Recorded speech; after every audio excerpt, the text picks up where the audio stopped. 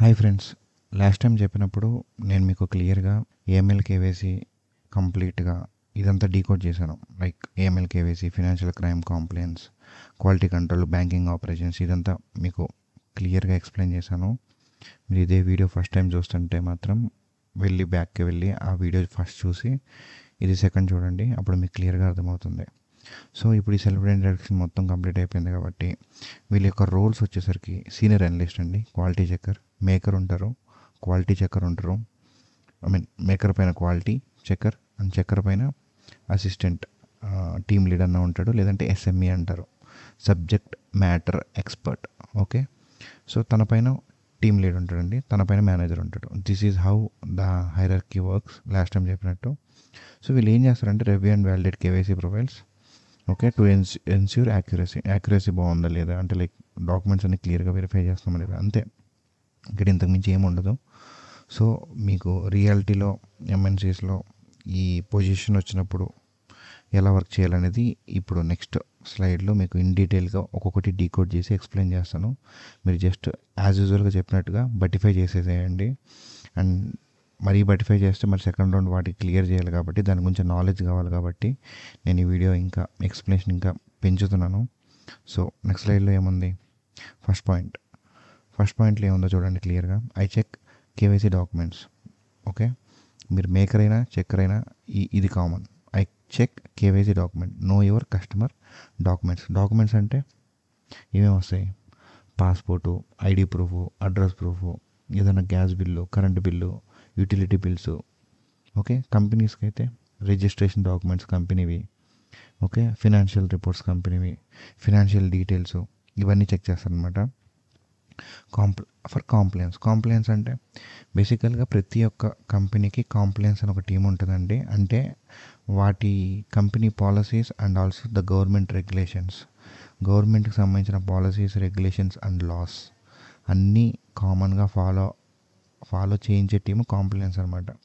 ఏదైనా ఇష్యూ వస్తే ఈ కాంప్లయన్స్ వాళ్ళు main data అడుగుతారనమాట.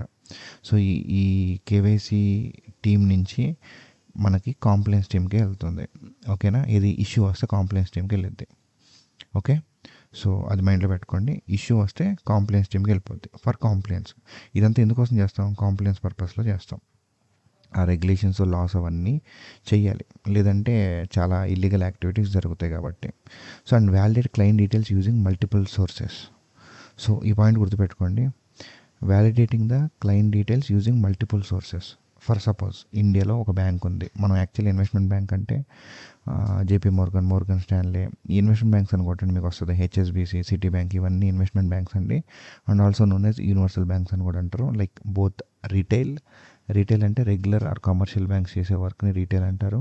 And investment bank works కూడా చేసేదాన్ని ఇన్వెస్ట్మెంట్ బ్యాంకింగ్ సర్వీసెస్ ప్రొవైడ్ చేస్తారు. ఈ రెండు కలిపి చేస్తే దాన్ని యూనివర్సల్ బ్యాంక్ అంటారు. ఓకే, సో ఆ లిస్ట్ కూడా మీకు ఇస్తాను. సో ఫస్ట్ మనం మల్టిపుల్ సోర్సెస్ అంటే ఏంటో ఇన్ డీటెయిల్గా let start decoding. Okay, so ఇప్పుడు నేను మీకు ఒక స్క్రీన్ ఓపెన్ చేస్తాను. సో దాంట్లో మీరే చెప్పాలి. ఓకే, ఇప్పుడు మీకు ఇది SEC government website of US, United states of America, ఇది వెబ్సైట్ అండి. సో ఫస్ట్ ఇండియన్ చూపిస్తాను మీకు. ఓకే, ఇప్పుడు సపోజ్ ఏదైనా ఒక కంపెనీ ఉంది, ఆ కంపెనీ వాళ్ళు మనకి బ్యాంక్ వచ్చి ఇట్లా నేను అకౌంట్ ఓపెన్ చేస్తున్నాను, లేదంటే నేను ఒక ఇన్వెస్ట్మెంట్స్ కోసం ఓపెన్ చేస్తాను, సంథింగ్ ఏదో ఒక పర్పస్ మీద వస్తారు. ఆ పర్పసెస్ కూడా నేను ఇదే వీడియోలో క్లియర్గా ఎక్స్ప్లెయిన్ చేస్తాను. First let's go with this. So MCA.government.in ఇది మినిస్ట్రీ ఆఫ్ కార్పొరేట్ అఫైర్స్ అండి. ఈ వెబ్సైట్లో ఎగ్జాంపుల్గా నేను మీకు ఏదైనా ఒక కంపెనీ తీసుకొని మీకు క్లియర్గా ఎక్స్ప్లెయిన్ చేస్తాను. సో ఫర్ సపోజ్ ఇండియా కాబట్టి ఇండియాలో ఏం కంపెనీస్ ఉన్నాయి, టీసీఎస్ ఉంది. So I'll tell you TCS. Okay, ఇక్కడ మాస్టర్ డేటాలోకి వెళ్ళి మాస్టర్ డేటా సర్వీసెస్ V3 కనిపిస్తుందా, దీన్ని క్లిక్ చేస్తే మీరైనా చెక్ చేసుకోవచ్చు. ఓకే, నేను ఆల్రెడీ దీని గురించి రాశానండి, ఈ ఎల్ఎల్పి డీటెయిల్స్ ఇవన్నీ తీసేసుకున్నాను. సో మీకు ఇక్కడ డైరెక్ట్గా మెన్షన్ చేస్తాను. సో ఆ ఎల్ వాల్యూ వచ్చేసరికి, లేదంటే డైరెక్టర్ పేరు ఇచ్చినా సరే వచ్చేస్తుంది అనమాట. ఓకేనా, సో ఎంటర్ కంపెనీ నేమ్ আর ఎల్ఎల్పి నేమ్ ఇచ్చేసాను. ఓకే, సర్చ్ కొడతానండి, క్యాప్చా అడుగుతుంది, దీన్ని ఫిల్ చేస్తున్నాను. BMU డబ్ల్యూటీ అంటే ఫస్ట్ మీకు కేసు వస్తే ఆ కేసుని మల్టిపుల్ సోర్సెస్ నుంచి నేను ప్రాసెస్ చేస్తున్నారు కదా, ఇండియాలో వన్ ఆఫ్ ది వెబ్సైట్ ఇది. ఒక కంపెనీ గురించి డీటెయిల్స్ చెక్ చేయాలంటే ఇలా చాలా వెబ్సైట్స్ ఉంటాయండి. ఓకే, వీటిని వరల్డ్ చెక్, లెక్సిస్ నెక్సిస్ నుంచి లెక్సిస్ నెక్సిస్ ఈ రెండు టూల్స్ నుంచి మనం ఆ పర్సన్ మీద ఏమైనా కేసులు ఉన్నాయా, క్రైమ్స్ ఏమైనా చేసాడు, ఆ ఫ్రాడ్ ఏమైనా ఉందని చెక్ చేస్తాం. బట్ జనరల్గా గవర్నమెంట్ వెబ్సైట్ నుంచి ఆ కంపెనీ లీగల్గా రిజిస్టర్ అయిందా లేదా, ఆ కంపెనీ డైరెక్టర్ పేరు, ఇక్కడ ఉన్న పేరు రెండు మ్యాచ్ అవుతున్నాయా లేదా చెక్ చేస్తాం అనమాట. ఓకే, ఇక్కడ వచ్చింది చూడండి, వచ్చిందా? సో సర్చ్ చేస్తే కంపెనీ వచ్చింది, మహారాష్ట్రలో యాక్టివ్ ఉంది. సో మళ్ళీ క్లిక్ చేస్తే మళ్ళీ ఇది క్యాప్చర్ అడుగుతుందండి, ఎంటర్ చేస్తున్నాను.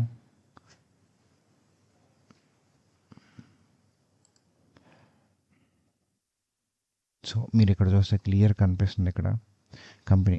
ఓకే, కస్టమర్ ఐడెంటిఫికేషన్ నెంబర్ అండి ఇది, సిన్ అంటే. So or company identification number అని కూడా అనొచ్చు. ఈ కంపెనీ ఇన్ఫర్మేషన్ మొత్తం ఉంటుంది. ఇది ఎక్కడ రిజిస్టర్ అయింది, డేట్ ఆఫ్ ఇన్కార్పొరేషన్ 1995లో. ఓకే, దీనికి డైరెక్టర్స్ ఉంటారు, మరి ఇది పెద్ద కంపెనీ కదా. ఓకే, ఈ పెద్ద కంపెనీ మరి ఎక్కడ జ్యూరిడిక్షన్ ఏ ఏరియాలో ఉంది, ముంబై, మెయిన్ బ్రాంచ్ ముంబై లొకేషన్లో ఉందండి. Okay, index of charges. So ఇవి లైట్ తీసుకోండి, డైరెక్టర్స్ వస్తారు మామూలుగా. ఇదిగో చంద్రశేఖరన్ నటరాజన్.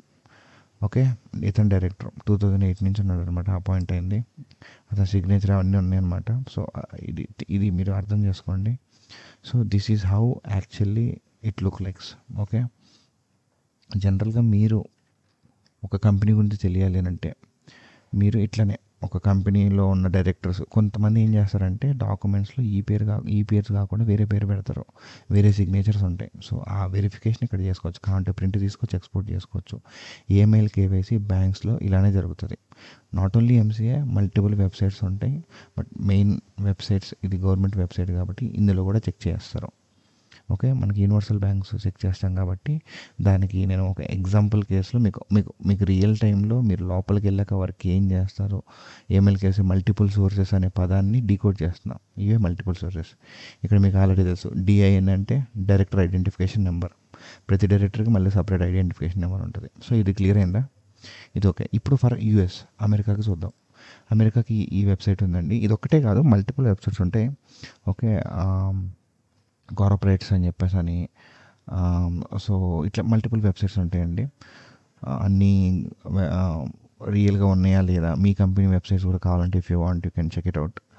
మీ కంపెనీ డైరెక్టర్ పేరు కొట్టిన వస్తుంది, ఎట్లయినా వస్తుంది. ఇండియన్ కంపెనీ అయితే లేదా ఎస్సీసీలో మీరు కావాలంటే చేసుకోవచ్చు. నేను ఇక్కడ ఆల్రెడీ ఎంటర్ చేశాను బోర్డ్ మెంబర్స్ అని చెప్పేసి అని. If you want you can type again board members. నీకు ఏం కావాలి, బోర్డ్ మెంబర్ డీటెయిల్స్ కావాలా, డైరెక్టర్ డీటెయిల్స్ కావాలి, ఏది కావాలంటే పెట్టండి. బట్ మీకు డాక్యుమెంట్ వస్తుంది, దాంట్లో మొత్తం డైరెక్టర్స్, బోర్డ్ మెంబర్స్ అందరూ ఉంటారు అనమాట.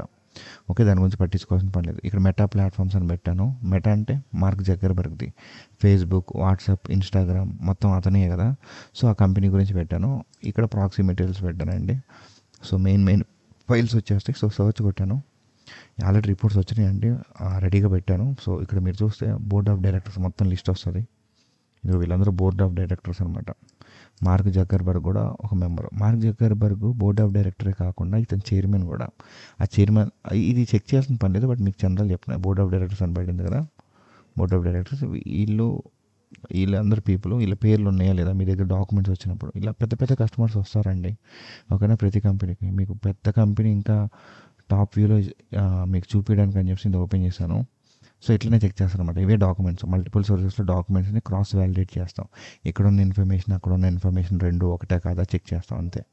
ఇక్కడ చూడండి, మార్క్ జకర్బర్గ్ ఎవరు ఇతను, చైర్మన్ తనే, సీఈఓ తనే. ఓకే, చీఫ్ మరి సీఈఓ ఉన్నాడు కదా, మరి next chief operating officer and director ఎవరు, షెరెల్ కే శాండ్బర్గ్ అంట. సో వీళ్ళెవరు మనకు తెలియదు, మనకు మార్క్ జకర్బర్గ్ మాత్రమే తెలుసు. But end of the day me documents వచ్చినప్పుడు వీళ్ళలో ఎవరైనా సరే డాక్యుమెంట్ అప్లై చేయొచ్చు. అప్లై చేసినప్పుడు అతను ఎవరు, అతని డైరెక్టర్ అయితే అతని సిగ్నేచరు మొత్తం ఇక్కడ వస్తుంది. మీకు ఇంకా డీటెయిల్ కాబట్టి ఇది పెద్ద డాక్యుమెంటు, మీకు జనరల్గా ఓపెన్ చేసి ఇంకా క్లియర్గా ఎక్స్ప్లెయిన్ చేస్తున్నాను. ఓకే, సో ఇది సంగతి. సో ఇట్లా ఉంటుందండి. ఇంకేదన్నా ఓపెన్ చేద్దామా, ఇది ఓపెన్ చేద్దాం. సేమ్ డాక్యుమెంట్లు మీరు చెక్ చేసుకోవచ్చు. ఏదో ఒక డాక్యుమెంట్ తీసుకొని చూసినా మీకు ఇదిగో ఇక్కడ చూడండి, founder, chairman and chief executive officer mark Zuckerberg. Okay, ఇది ఎప్పుడు ఫైల్ అయిందో కూడా ఇస్తారండి, 8/4/2022 లేటెస్ట్ది. సో ఇంకా లేటెస్ట్ కావాలంటే ఇంకా ఈ టాప్లో ఉన్నాయి చూడండి, 2020, 2021 ఇవన్నీ లేటెస్ట్ ఫైలింగ్స్. మీరు కావాలంటే 2023, 2024 లేటెస్ట్ కాబట్టి ఇది కూడా తీసుకోవచ్చు మీరు. You can take this as well as reference. మీరు ఏ డాక్యుమెంట్ చూసినా మేబీ కొన్నిసార్లు కంపెనీలో ఉన్న ఈ చైర్మన్ సీఈఓ మారకపోవచ్చు, కానీ అన్లెస్ అండ్ అంటిల్ హిడై వాడు చనిపోతే తప్పితే చేంజ్ అవ్వడు, కానీ బట్ మెజారిటీలు వీళ్ళే ఉంటారు. ఓకేనా. డైరెక్టర్స్ ఏమైనా కూడా చేంజ్ అవ్వరు mostly, but you can have a look on it. 1 or 2 people rare కేసెస్లో చేంజ్ అవుతారు. సో దీన్ని బట్టి ఇట్లా వెరిఫై చేసుకుంటామన్నమాట. సో మీకు రియాలిటీ క్లియర్గా అర్థమైంది అనుకుంటున్నాను. So I hope you understand by seeing this. Okay. So ఈ బ్యాంక్ పీపీటీలో మీకు ఫస్ట్లో చెప్పిన ఈ పాయింట్ అయితే ఫుల్ఫిల్ అయింది కదా, validate client details using multiple resources. ఆ తర్వాత నెక్స్ట్ స్టెప్ వచ్చేసరికి వీటిలో ఏదన్నా లైక్ అసలు ఫస్ట్ కస్టమర్స్ని కూడా మీరు లైక్ రిస్క్ బేస్డ్లో డివైడ్ చేస్తారండి. ఓకే. రిస్క్ బేస్డ్ అంటే అసలు ఇదంతా కాదు, మీకు ఒక క్వశ్చన్ వస్తుంది, అసలు కస్టమర్స్ బ్యాంక్ ఎందుకు వస్తారు, why customers will come to bank. Okay, అంతే కదా. కస్టమర్స్ బ్యాంక్ ఎందుకు రావాలి, వాళ్ళకి ఏం పని లేదా అని అనుకుంటుంటారు మీరు. లైక్ అసలు why customers will come to bank general కేసులో. ఓకే. సో ఇప్పుడు మీరు చూస్తే స్క్రీన్లో ఇదే what is the purpose of customers అంటే క్లయింట్స్, నువ్వు నేను కంపెనీస్ అందరూ ఎందుకు వెళ్తారు. సో ఫస్ట్ ఆఫ్ ఆల్ మన కేసెస్లో చూద్దాం. మనీ బ్యాంక్లో వేసుకోవడానికి. Okay. They will insert their earnings, అంటే వాళ్ళు సంపాదించిన డబ్బులు కానీ, వాళ్ళ తాత ముత్తాతల నుంచి వచ్చిన ఆస్తులు కానీ, ఏమైనా కానీ డబ్బులు బ్యాంకులో వేసుకోవడానికి. ఓకే. ఏటీఎం నుంచి డ్రా చేసుకోవడానికి. ఎందుకంటే కట్టలు డబ్బులు ఎవరు ఇంట్లో పెట్టుకుంటే దొంగల భయం ఉంటుంది. Carrying cash to one state to different state, ఒక స్టేట్ నుంచి ఒక స్టేట్కి వెళ్ళినా, ఒక ప్లేస్ నుంచి ఇంకో ప్లేస్కి వెళ్ళినా. ఇప్పుడు సపోజ్ మీ దగ్గర 10 lakhs ఉన్నాయండి, బ్యాంక్ అకౌంట్లో ఉంటే ఒకలాగా ఉంటారు, లేదు ఒక పెద్ద పర్స్ తీసుకొని ఆ పర్స్లో పెట్టేసుకొని చాలా జాగ్రత్తగా చేత్తో పట్టుకొని వెళ్తుంటే థెఫ్ట్ అయిపోతాయి కదా. సో అంత సేఫ్గా ఉండవు కదా. సో బ్యాంక్స్ అనేవి మీకు ఆ సేఫ్ అండ్ సెక్యూర్గా ఉంటుంది. సో దాని పర్పస్ మీద కొంతమంది డబ్బులు వేస్తారు. లార్జ్ మనీ ఎందుకు క్యారీ చేయడం, అదే పాయింట్ రాశాను ఇక్కడ. సో ఇది జనరల్ మన కేసెస్లో ఇది రియాలిటీకి దగ్గరగా ఉంటుందని చెప్పాను. బట్ యాక్చువల్లీ మీకు టాప్ లెవెల్లో చెప్పాలి అని అంటే దీస్ ఆర్ ద థింగ్స్. మీరు ఇంగ్లీష్లో అయినా సరే ఇవి కన్వర్ట్ చేసుకొని చెప్పండి. ఇవి కస్టమర్ మ్యాక్సిమం అడగడం ఇంటర్వ్యూ క్వశ్చన్గా, but you have to know. Okay. Startup companies wants 100 million by selling shares to investors. కొన్నిసార్లు స్టార్టప్ కంపెనీస్ అనేవి ఓన్లీ హైదరాబాద్, ముంబై, చెన్నై, బెంగళూరులోనే ఉన్నాయి. ఇంకా మల్టిపుల్ సిటీస్కి ఎక్స్పాండ్ చేయాలంటే వాళ్ళకి డబ్బులు కావాలంటే ఏం చేయాలి, బ్యాంక్కి వెళ్ళాలి. మనం గోల్డ్ ఎలా వెళ్ళి లాకర్లో పెట్టి డబ్బులు క్యాష్ తెచ్చుకుంటాం, సేమ్ అలాగా వాళ్ళు వాళ్ళ షేర్స్ని ఇన్వెస్టర్స్కి అమ్మి డబ్బులు రేజ్ చేద్దాం అనుకుంటారు. దానికి మీడియేటర్గా ఒక బ్రోకర్ ఉంటాడు, వాడే ఇన్వెస్ట్మెంట్ బ్యాంక్. అదే HSBC, JP Morgan, Dutch bank, వీళ్ళందరూ వాళ్ళే. సో బ్రోకర్ ఖచ్చితంగా ఉంటాడు. ఆ broker investment bank services provide చేసేవాడు అయి ఉంటాడు. ఓకేనా. మరి వీటికి సంబంధించిన డాక్యుమెంట్స్ ఇస్తాడుగా, ఈ డాక్యుమెంట్స్ని వెరిఫై చేయాలంటే ఈమెయిల్ కేవైసీ చేయాలిగా. సో వాడికి కావాల్సిన రిక్వైర్మెంట్ ఇది. బట్ మీరు చేసేది కేవైసీ, వాడు జెన్యూనా కాదా, వాడు లీగలా, వాడి ఫినాన్షియల్ మీరేం చెక్ చేయాల్సిన పని లేదు. బట్ వాడి పేరు మీద ఫ్రాడ్ కేసులు, వాడి డబ్బులన్నీ ఇల్లీగల్గా వస్తున్నాయా లేదా అని చెక్ చేస్తే సరిపోతుంది. సో ఈ కేసెస్లో వస్తారనమాట జనరల్గా కస్టమర్స్ బ్యాంక్కి. పెద్ద కంపెనీస్ వస్తాయి. తర్వాత హెచ్ఎన్ఐస్ అంటే హై నెట్వర్త్ ఇండివిజువల్స్. ఓకే, రాస్తాను ఇక్కడ. హై నెట్వర్త్ ఇండివిజువల్స్ అండి, అంటే లైక్ విరాట్ కోహ్లీ, పెద్ద సెలబ్రిటీసు, పొలిటీషియన్స్. ఓకే, వీళ్ళందరూ హై నెట్వర్త్ ఇండివిజువల్స్. వీళ్ళకి లీగల్గానే కొంతమందికి మనీ వస్తాయి. పొలిటీషియన్స్కి నేను లీగల్ అని చెప్పాను కానీ, but somewhere around illegal and legal money రెండు వస్తాయి. ఈ రోడ్ వర్క్ చేయండి అది ఇది అని చెప్పి గవర్నమెంట్ వాళ్ళ అకౌంట్లో డబ్బులు వేసిద్ది. వాళ్ళు అది పే చేసి జనాలకు ప్రొవైడ్ చేస్తారు, లేకపోతే వాళ్ళే తినేసి పైనుంచి డబ్బులు రాలేదని చెప్పినా మనకు ఆశ్చర్యపోనకొల్ల. సో మోస్ట్లీ ఇక్కడ సెలబ్రిటీస్లో ఒక విరాట్ కోహ్లీ ఎక్స్పీరియన్స్ చేసుకుందాం. అతను ఇప్పుడు బాలీవుడ్లో అక్షయ్ కుమార్, వీళ్ళందరూ హై నెట్వర్త్ ఇండివిజువల్స్ అనమాట. వీళ్ళకి ఒక అడ్వర్టైజ్మెంట్ చేసినా ఏం చేసినా ఒక 50 కోట్లు, ఒక 100 కోట్లు, 200 కోట్లు మాట్లాడుకునే దాన్ని బట్టి వస్తాయి. ఓకే, అడ్వర్టైజ్మెంట్స్గా వస్తాయి వీళ్ళకి.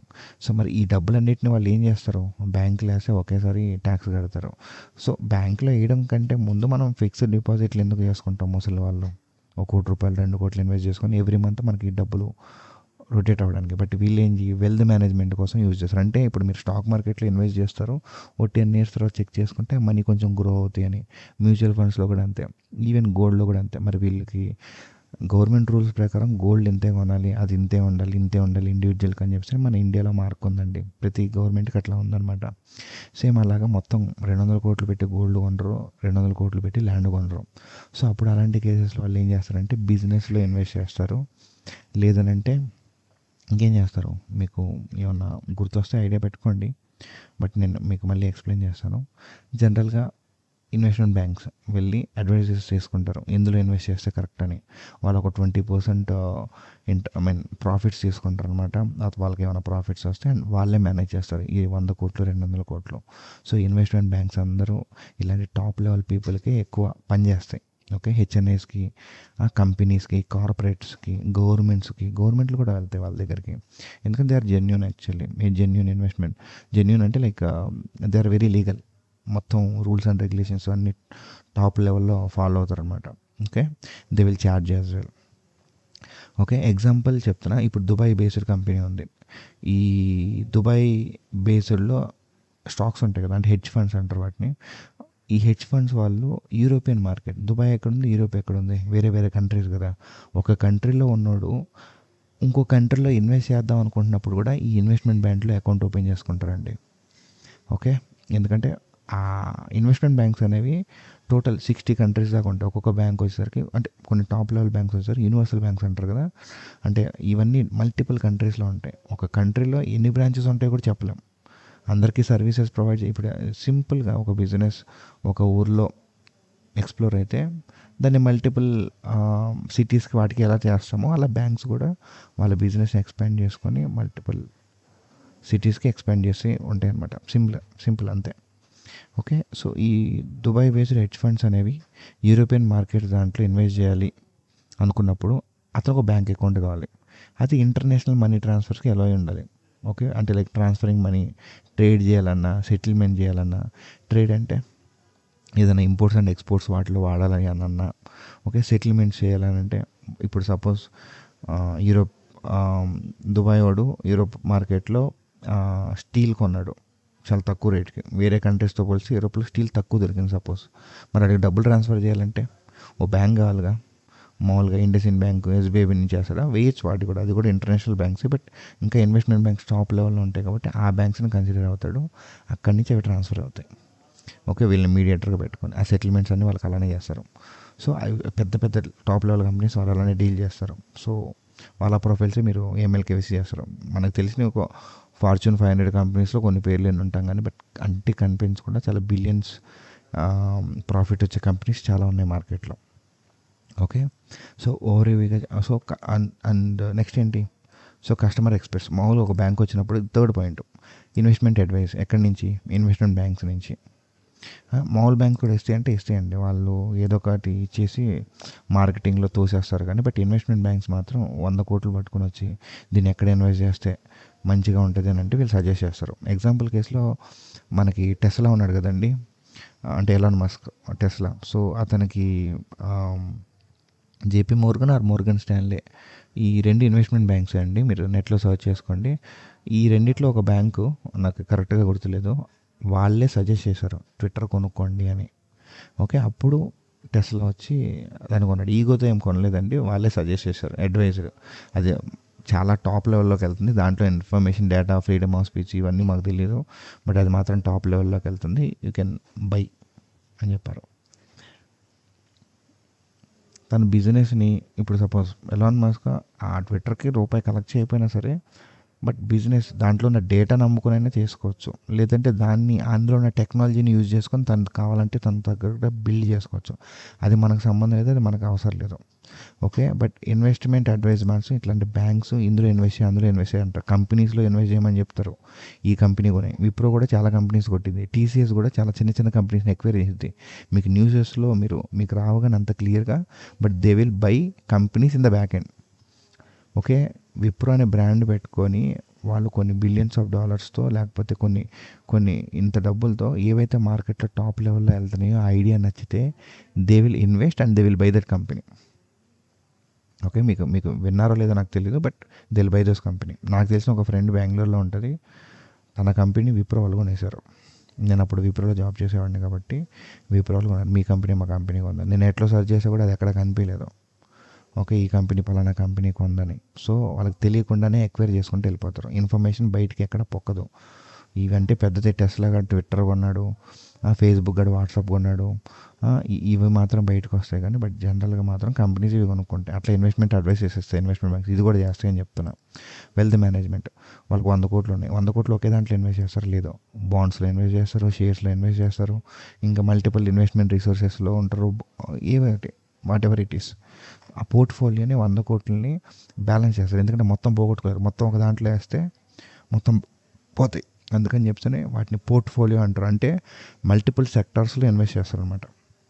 సేమ్ ఇక్కడ కూడా అదే చెప్పాను, invest in stock markets.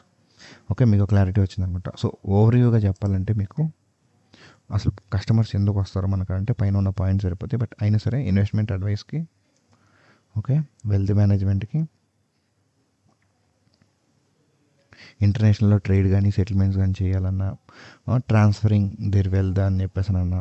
If suppose డబ్బులు స్టాక్ మార్కెట్లో ఇన్వెస్ట్ చేయాలంటే, సపోజ్ నా దగ్గర $10,000 ఉన్నాయి, నేను బ్యాంక్ వాళ్ళని ఇంకొక $10,000 అప్పు తీసుకొని ఆ స్టాక్స్లో వేస్తాను. ఇదేంటి, స్టాక్ మార్కెట్లో డబ్బులు చేయడానికి చాలామంది పర్సనల్ లోన్ తీసుకొని వేస్తారండి. అట్లా కాకుండా మీరు billions of dollars, thousands of dollars వేస్తూ ఉంటుంటే, మీరు ఏవైతే కొంటున్నారో దాని మీద నమ్మకంతో ఆ పర్సనల్ గ్యారంటీ మీద మీరు 10,000 కొంటున్నారు కదా, వాడు ఇంకొక 10,000 వేస్తాడు. ప్రాఫిట్స్ వచ్చినప్పుడు వాడు డబ్బులు వాడికి ఇచ్చేసి ఇది వస్తారు. కాకపోతే ఇది హై రిస్క్ ఇన్వెస్ట్మెంట్ అనమాట. ఇలా ఇలా చేసే వాళ్ళు కూడా చాలామంది ఉన్నారు. ఓకే, బట్ బ్యాంక్స్ డబ్బులు ఇస్తాయి, లోన్లు ఇస్తాయి. ఓకే, నువ్వు ఎంత డబ్బులు పెడుతున్నావు అనే డబ్బులు బట్టి వాళ్ళు కూడా ఎంత డబ్బులు ఇవ్వాలి, నువ్వు కట్టగలవా లేదా అని దానికి కూడా సిబిల్ ఉంటుంది. దాని తగ్గట్టు వాళ్ళు మీకు స్టాక్స్లో డబ్బులు కొనడానికి డైరెక్ట్గా కూడా డబ్బులు ఇస్తారు. ఓకేనా అండి? So let's continue the topic. So మనం ఇప్పటిదాకా ఈ వీడియోలో ఏం చెప్పుకుంటున్నామంటే ఒకసారి ఓవర్వ్యూ ఇస్తాను మీకు. Okay, I'm covering the topics in this video. Okay, I have showed you how the documents will get validated by multiple sources. ఒక యూఎస్ గవర్నమెంట్ సోర్స్ చూపించాను, ministry of corporate affairs MCA.government.in ఆ website గురించి చెప్పాను. తర్వాత SEC, okay, securities exchange commission, ఈ యొక్క website గురించి మీకు ఈ 2 సోర్సెస్లో మామూలుగా ఒక కంపెనీ, మీకు ఏదో కార్పొరేట్ కంపెనీ వచ్చి, ఏదైనా కంపెనీ వచ్చి డాక్యుమెంట్స్ వెరిఫై చేయమంటే ఎలా వ్యాలిడేట్ చేస్తారో యాజ్ ఎ మేకర్గా మీ డ్యూటీ చెప్పాను. చక్కర్ కూడా అదే వెరిఫై చేస్తాడు మళ్ళీ. కాకపోతే తన డాక్యుమెంట్స్ని లోపలికి వెళ్ళి చూడ్డు. మీరు ఏవైతే డాక్యుమెంట్స్ ఎక్కడి నుంచి సోర్సెస్ అయితే తీసుకున్నారో ఆ డాక్యుమెంట్స్ని ఈమెయిల్లో అటాచ్ చేసి చక్కర్కి పంపిస్తారు. ఆ చక్కర్ అది ఇది 2 వ్యాలిడేట్ చేస్తాడు, అంతే. సింపుల్. చక్కర్ జాబ్ ఈ సింపుల్. ఎందుకంటే అతను కింద 2-3 మేకర్స్ ఉంటారు. Okay, 2 to 3 makers he will handle 1 checker. Okay, అప్పుడు తను తక్కువ టైం పని చేస్తున్నా ఇద్దరు ఈక్వల్ టైం పని చేసిన కిందే వస్తుంది. ఓకే, 2 మేకర్లు, మోస్ట్ కేసెస్లో 2 మేకర్లు ఒక చక్కర్ కింద పనిచేస్తాడు. చక్కర్ SME కింద పనిచేస్తాడు, SME TL కింద పనిచేస్తాడు, టీమ్ లీడ్ కింద. ఓకే, ఇది గుర్తుపెట్టుకోండి. మీకు జాబ్ రియల్ సినారియోలో ఇలానే జరిగింది. సో ఇది కవర్ అయిపోయింది ఇప్పుడు దాకా. And I have explain why people come to banks and investment banks. Examples కూడా చెప్పాను. కొంతమంది పెద్ద కంపెనీస్ డబ్బులు కావాలి అని అంటే మరి స్టాక్స్ని అమ్మి పెట్టుకుంటారు కదా, ఇలా బ్యాంక్స్కి స్టాక్స్ ఇచ్చి ఆ పర్సనల్ బ్రోకర్ గ్యారంటీ మీద తీసుకుంటారు. HNIs చెప్పాను, వాళ్ళకి వీళ్ళు ఎందులో ఇన్వెస్ట్ చేయాలో సజెషన్స్ అవన్నీ ఇచ్చి వాళ్ళే వాళ్ళ యొక్క అకౌంట్స్ని హ్యాండిల్ చేస్తారు. They completely handle.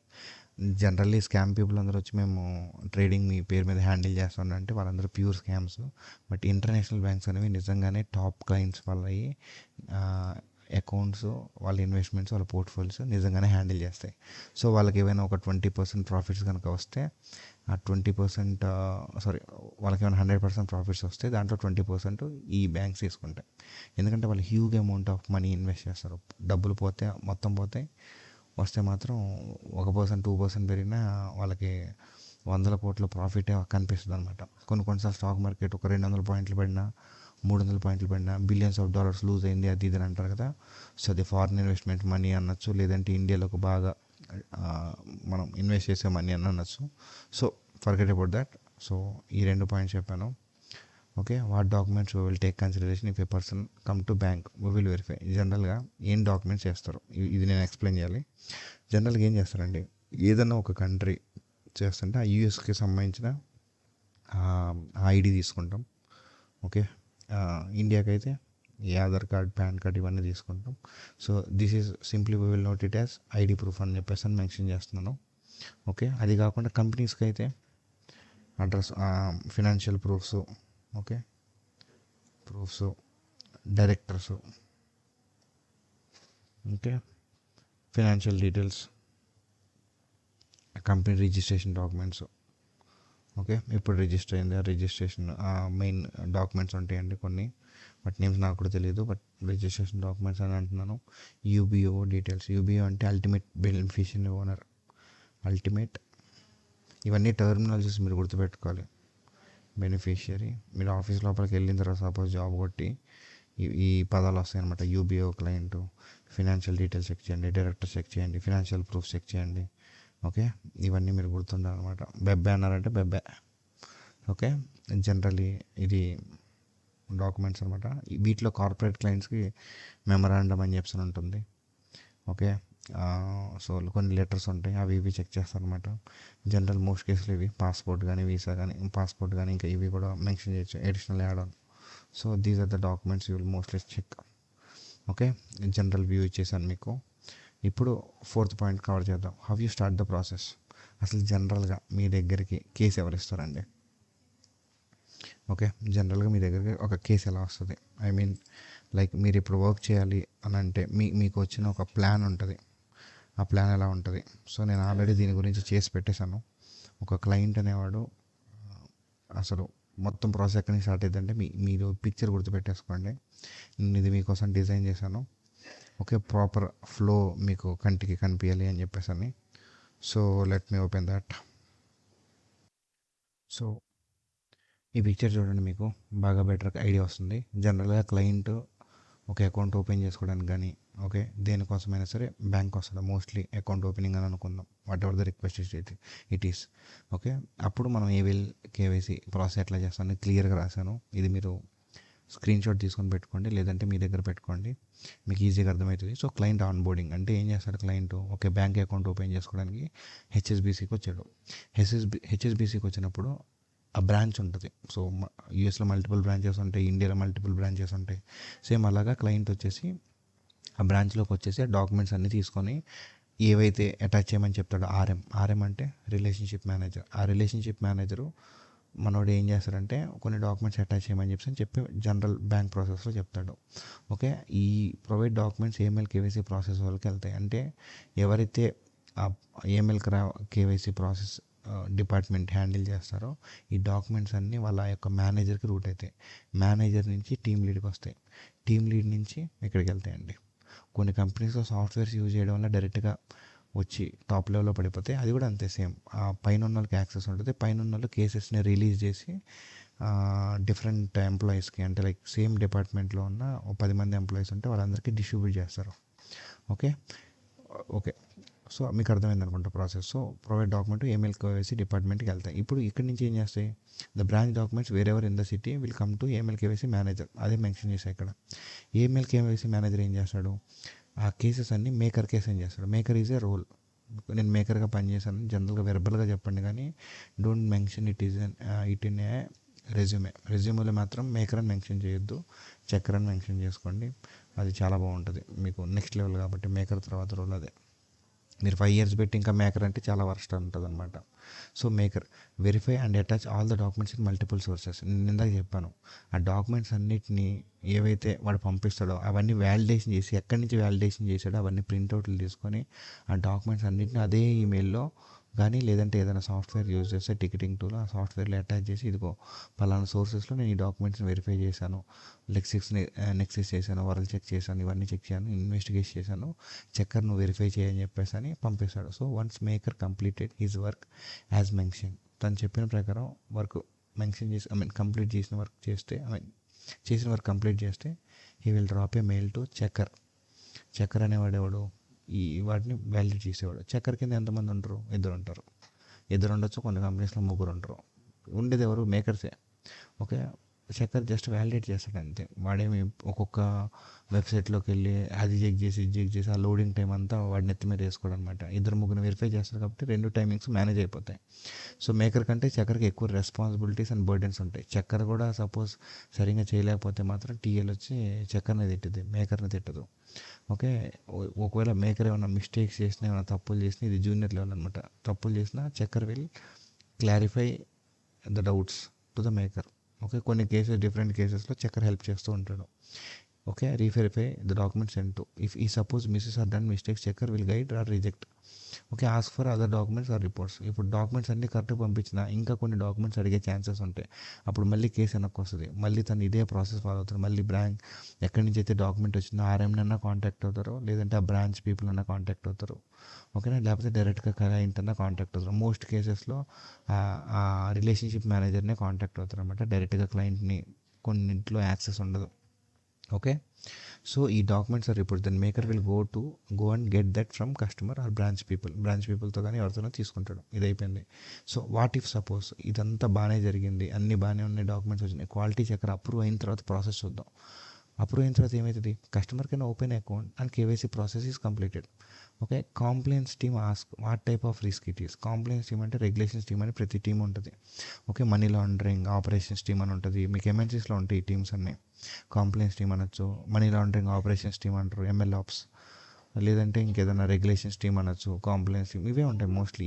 ఈ పేర్ల మీద ఉంటాయి, బట్ ఆ వర్క్ ఇదే చేస్తుంది. అది అడిగిద్ది మీరు చేసిన కేసులో, అంటే అడిగిద్ది అంటే మీకు మిమ్మల్ని కేసుకి అడగదు, బట్ మీరు ఈ లోపల డివైడ్ చేసుకోవాలి, లోనా మీడియమా హై రిస్క్ అని. ఓకే, అది ఎలా చేసుకోవాలంటే అదేం పెద్ద చేసుకోవాల్సిన పని లేదు, వాళ్ళకి అర్థమైపోద్ది చక్కర్కి. Okay, so based upon their countries list and sanction countries list and the person ఎక్కడి నుంచి వచ్చాడో దాన్ని బట్టి ఎస్టిమేట్ అయితే, ప్లస్ వీటిని ఇంకా క్లియర్గా డీటెయిల్గా ఎక్స్ప్లెయిన్ చేస్తాను, రిస్క్ లో మీడియం హై అని. ఓకే, సో ఇది హోల్డ్ చేయండి, నేను ఇంకొక 1 minute తర్వాత ఇవి ఎక్స్ప్లెయిన్ చేస్తాను. So according to that we will do CDD. దీన్ని బట్టి మనం CDD and EDD, divide and investigate. Low risk medium risk customers ఉంటారు కదా, వాళ్ళని సిడిడిలో చేస్తారు. హై రిస్క్ కస్టమర్స్ అందరినీ ఈడిడిలో చేస్తారు, అంటే డీప్ ఇన్వెస్టిగేషన్ చేస్తారు. ఇక్కడ జనరల్ బేసిక్ కేవైసీస్ జరుగుతాయి. ఓకే, సో దాన్ని బట్టి ఈ కేస్ టైమింగ్ నార్మల్ టైమింగ్ అవుతుంది, ఈ కేసు ఏమో చాలా టైం పడుతుంది. Okay, so investigate is there any bad or fraud or negative news on customer maker. Okay, ఏదైనా నెగిటివ్ న్యూస్ కస్టమర్ మీద ఉంటే మేకర్ ఏం చేస్తారు, ఆ యొక్క డాక్యుమెంట్స్ మొత్తం కలెక్ట్ చేసి send to checker and next to the team. And next team అంటే ఎవరు వస్తారు, బేసికల్లీ కాంప్లైన్స్ టీమ్ వస్తుంది. ఇది ఏమైనా ఫ్రాడ్ చేశాడు అది ఇది అని చెప్పిన కాంప్లైన్స్ టీమ్ వస్తుంది, లేదంటే అకౌంట్ ఓపెనింగ్ టీమ్కి పంపిస్తారు. అంత బాగుంది గ్రీన్ సిగ్నల్ అని చెప్పేసి అని ఇక్కడే టీంకి వెళ్ళిపోతుంది. ఓకే, జనరల్గా కస్టమర్స్ ఎందుకు వస్తారు అని చెప్పేసి అంటే, ఇందాక కొన్ని పాయింట్స్ కవర్ చేయలేదు, అది ఇక్కడ మెన్షన్ చేస్తున్నాం. Why customers came to bank purpose. మామూలుగా లోన్ తీసుకోవడానికి వస్తారు. ఏఎంఎల్ కేవైసీ చేస్తారు, మీరు పర్సనల్ లోన్ తీసుకున్న, మార్టిగేజ్ లోన్స్ అంటే హోమ్ లోన్స్ తీసుకున్న దాని కేటగిరీలో ఈఎంఐల కేవైసీ మళ్ళీ ఒకసారి బ్యాక్గ్రౌండ్ చేసి చెక్ చేసి సిబిల్ స్కోర్ మొత్తం ఇవన్నీ ఎక్స్ట్రా చెక్ చేస్తారు. జనరల్ వరల్డ్ వైడ్ పర్స్పెక్టివ్ చెప్తున్నాను. ట్రేడ్ ఫైనాన్సింగ్ అంటే okay LCs. Okay, banks will give support. అంటే జనరల్గా ఇంపోర్ట్స్ అండ్ ఎక్స్పోర్ట్స్ చేస్తారు కస్టమర్కి ఒక బిజినెస్ ఉందండి, ఈ కంట్రీ నుంచి ఆ కంట్రీకి ఎక్స్పోర్ట్ చేస్తాడు, వేరే కంట్రీ నుంచి ఈ కంట్రీకి ఇంపోర్ట్ చేసుకుంటాడు. సపోజ్ నేను బట్టల దుకాణం పెట్టా, పూమా యొక్క క్లాత్స్ అన్నీ వేరే దగ్గర నుంచి ఇంపోర్ట్ చేసుకుంటున్నాను, దానికి నా దగ్గర డబ్బులు సరిపోవు, బ్యాంక్ దగ్గరికి వెళ్ళి బ్యాంక్ని షూరిటీ అడుగుతా. ఈ ఎల్సీస్ అంటే లెటర్ ఆఫ్ క్రెడిట్ అండి. ట్రేడ్ ఫైనాన్సింగ్లో ఎల్సీస్ అంటే letter of credit. Banks will give support ఇస్తుంది ఇంపోర్ట్ ఎక్స్పోర్ట్ చేసే కస్టమర్స్కి, పెద్ద కస్టమర్స్కి. ఈవెన్ రతన్ టాటా వాళ్ళు కూడా ఇంపోర్ట్ చేసుకుంటారు కొన్ని మెటల్స్, మెటీరియల్స్, థింగ్స్ అన్నీ. అండ్ టాప్ లెవెల్ కంపెనీస్ అందరూ వేరే కంట్రీస్ మీద కొన్ని చిప్స్ అంటే హాట్ చిప్స్ కదండి, మ్యానుఫ్యాక్చరింగ్ చిప్స్, ఆఫ్కోర్స్ మీకు ఐడియా ఉంటుంది. ఓకే, సో ఇలాంటి చిప్స్ మ్యానుఫ్యాక్చరింగ్ చేసేటప్పుడు వాటిలో ఉండే కొన్ని డివైసెస్ చిప్ లెవెల్ షార్టేజ్ అవి ఇవి వాటన్నిటి మీద రిలే అవుతారు డిఫరెంట్ కంట్రీస్లో. సో అప్పుడు బ్యాంక్స్ మనకి గ్యారంటీగా సపోర్ట్గా నుంచి ఉంటుందండి. అట్లా నుంచి ఉంటేనే వాళ్ళు అక్కడి నుంచి పంపిస్తారు. సో డబ్బులు కావాలంటే వెంటనే ఏం పే చేయరు, బ్యాంక్ గ్యారంటీ లెటర్ చూసుకొని మెల్లగా 10 daysకో 15 daysకో 30 daysకో పంపిస్తూ ఉంటారు అనమాట. సో దానికి బ్యాంక్ అడ్డంగా నుంచి ఉంటుంది ఒక గ్యారంటీ లెక్క. అలా కూడా ఇన్వెస్ట్మెంట్ బ్యాంక్కి డబ్బులు వస్తాయి. సో మార్జిన్ ట్రేడింగ్ అంటే, సో బ్యాంక్స్ అనేవి మీకు అప్పులు ఇస్తాయి. నేను ఇందాక చెప్పాను కదా, మీరు స్టాక్స్లో ఇన్వెస్ట్ చేయాలంటే మీ దగ్గర $10,000 ఉన్నాయి, ఇంకొక $10,000 బ్యాంక్ ఇస్తుందండి అప్పు, మీ అకౌంట్లో ఉన్న మనీని బట్టి. అంటే మీరు మేనేజ్ చేసే హోల్ థింగ్స్ మీరు పే చేయగలరు అనుకుంటే banks will pay you that as well. And జనరల్గా ఇన్వెస్ట్మెంట్ చేసుకుంటారు, ఏదన్నా ఫిక్స్డ్ డిపాజిట్స్ కానీ, ఆ డబ్బులే కదా లోన్స్గా ఇచ్చేది. సో ఫిక్స్డ్ డిపాజిట్ కానీ ఇంకేదన్నా కానీ ఇన్వెస్ట్మెంట్స్ చేసుకోవడానికి. And online banking and government bonds, gold bonds, ఇవి కూడా కొనుక్కోవచ్చు ఇక్కడ ఇన్వెస్ట్మెంట్ అంటే, అవి కూడా వస్తాయి. అండ్ ఆన్లైన్ బ్యాంకింగ్ ఏదైనా సర్వీసెస్ చేయడానికి. సో ఇవన్నీ కేటగిరీస్లో మనకి మీకు ఈ పిక్చర్ అర్థమవుతుంది అనుకుంటా. సో ఇదే మీ వర్క్ లోపల ఇలానే ఉంటుంది. అండ్ ఇప్పుడు సో ఇప్పుడు నేను ఇంకా నెక్స్ట్ స్టెప్కి వెళ్తానండి. ఓకే. సో మనకి నెక్స్ట్ స్టెప్ వచ్చేసరికి coming back to the previous note pad file. Okay. So ఇప్పుడు మీరు చూస్తే ఇక్కడ సో ఈ టాపిక్ కూడా కవర్ అయిపోయింది మనకి. ఓకే. వై కస్టమర్ ఈ 4 పేజెస్ వరకు కవర్ అయింది, ఐ మీన్ 3 వరకు కవర్ అయింది. ఓకే. మధ్యలో మీకు ఒక ఫ్లో చార్ట్ చూపించాను. So I explain about flow chart. ఇప్పుడు దాకా ఎక్స్ప్లెయిన్ చేసింది. మీరు కంపెనీ లోపలికి వెళ్ళిన తర్వాత ఎటు నుంచి ఎటు వెళ్తుంది టీము, ఎట్లా కేసు వస్తుందని చెప్పి మొత్తం ఎక్స్ప్లెయిన్ చేశాను. 4th పాయింట్లో ఇందాక నేను చెప్పాను కదా, 1 minute తర్వాత ఎక్స్ప్లెయిన్ చేస్తాను. లో risk, high risk, medium risk అని చెప్పేసి. సో జనరల్గా ఈ కేటగిరీస్ ఉంటాయండి: లో, మీడియం, హై రిస్క్. ఓకే. ఈ ఫాంట్ సైజును పెంచుతాను. సో లో risk, high risk, medium risk ఈ కేటగరైజ్గా చేసుకుంటామంటే మనం. ఓకే. దీంట్లో మల్టిపుల్ థింగ్స్ వస్తాయి. ఓకే. జనరల్లీ ఇప్పుడు లో రిస్క్ కస్టమర్స్ అంటే ఎవరు అంటారు, మీకు ఎగ్జాంపుల్ చెప్తాను ఫటాఫట. జనరల్గా ఎవరు ఉంటారు లో రిస్క్ కస్టమర్స్ అంటే? సాలరీడ్ ఎంప్లాయీస్ ఉంటారు, ఎంఎన్సీస్లో పనిచేసేవాళ్ళు, లేకపోతే ప్రైవేట్ కంపెనీస్లో పనిచేసేవాళ్ళు. ఓకే. నెక్స్ట్ గవర్నమెంట్ జాబ్స్ చేసేవాళ్ళు లో రిస్క్ కస్టమర్స్ కింద వస్తారు. ఓకే. లేదంటే కంపెనీస్ ఏవైతే లో రిస్క్ కంట్రీస్లో ఉన్నాయో, ఓకే, వాటిని కూడా ఆర్ లో రిస్క్ కంట్రీస్లో ఆపరేట్ చేస్తారు. లో రిస్క్ కంట్రీస్ అంటే example USA, okay, UK, Canada. ఇవన్నీ లో రిస్క్ కంట్రీస్ అండి. అంటే వీళ్ళు ఫినాన్షియల్స్ని, థింగ్స్ని అన్నిటినీ పర్ఫెక్ట్గా ఫాలో అవుతారనమాట ఈ ఫారిన్ కంట్రీస్. ఓకే. వాళ్ళ దాంట్లో ఈ కరప్షన్ అవి ఇవి అంత ఈజీగా జరగదండి, అంత ఈజీగా పనులు కావు. So it very very tough. అందుకనే వాళ్ళు లో రిస్క్ కంట్రీస్ అంటారు. సో ఇవి లో కేటగిరీ కింద వస్తాయి. ఓకే. దాని మీడియం కేటగిరీ అంటే మీడియం రిస్క్ ఉన్న వాళ్ళు, అంటే ఇట్లా డివైడ్ చేస్తారు. మీ దగ్గరికి ఏదైతే ప్రొఫైల్ వస్తుందో దాన్ని వీటిని బట్టి డివైడ్ చేసుకుంటారు అనమాట. సో మీకు అర్థం కావడానికి ఇంకా క్లియర్గా చెప్తున్నాను. ఇది వచ్చేసరికి స్మాల్ బిజినెసెస్ అండి. Small businesses. Okay. Small business owners అంటే రెస్టారెంట్లు పెట్టుకుంటారు కొంతమంది ఐటీ ఫ్రీలాన్సర్ జాబ్ చేస్తారనమాట.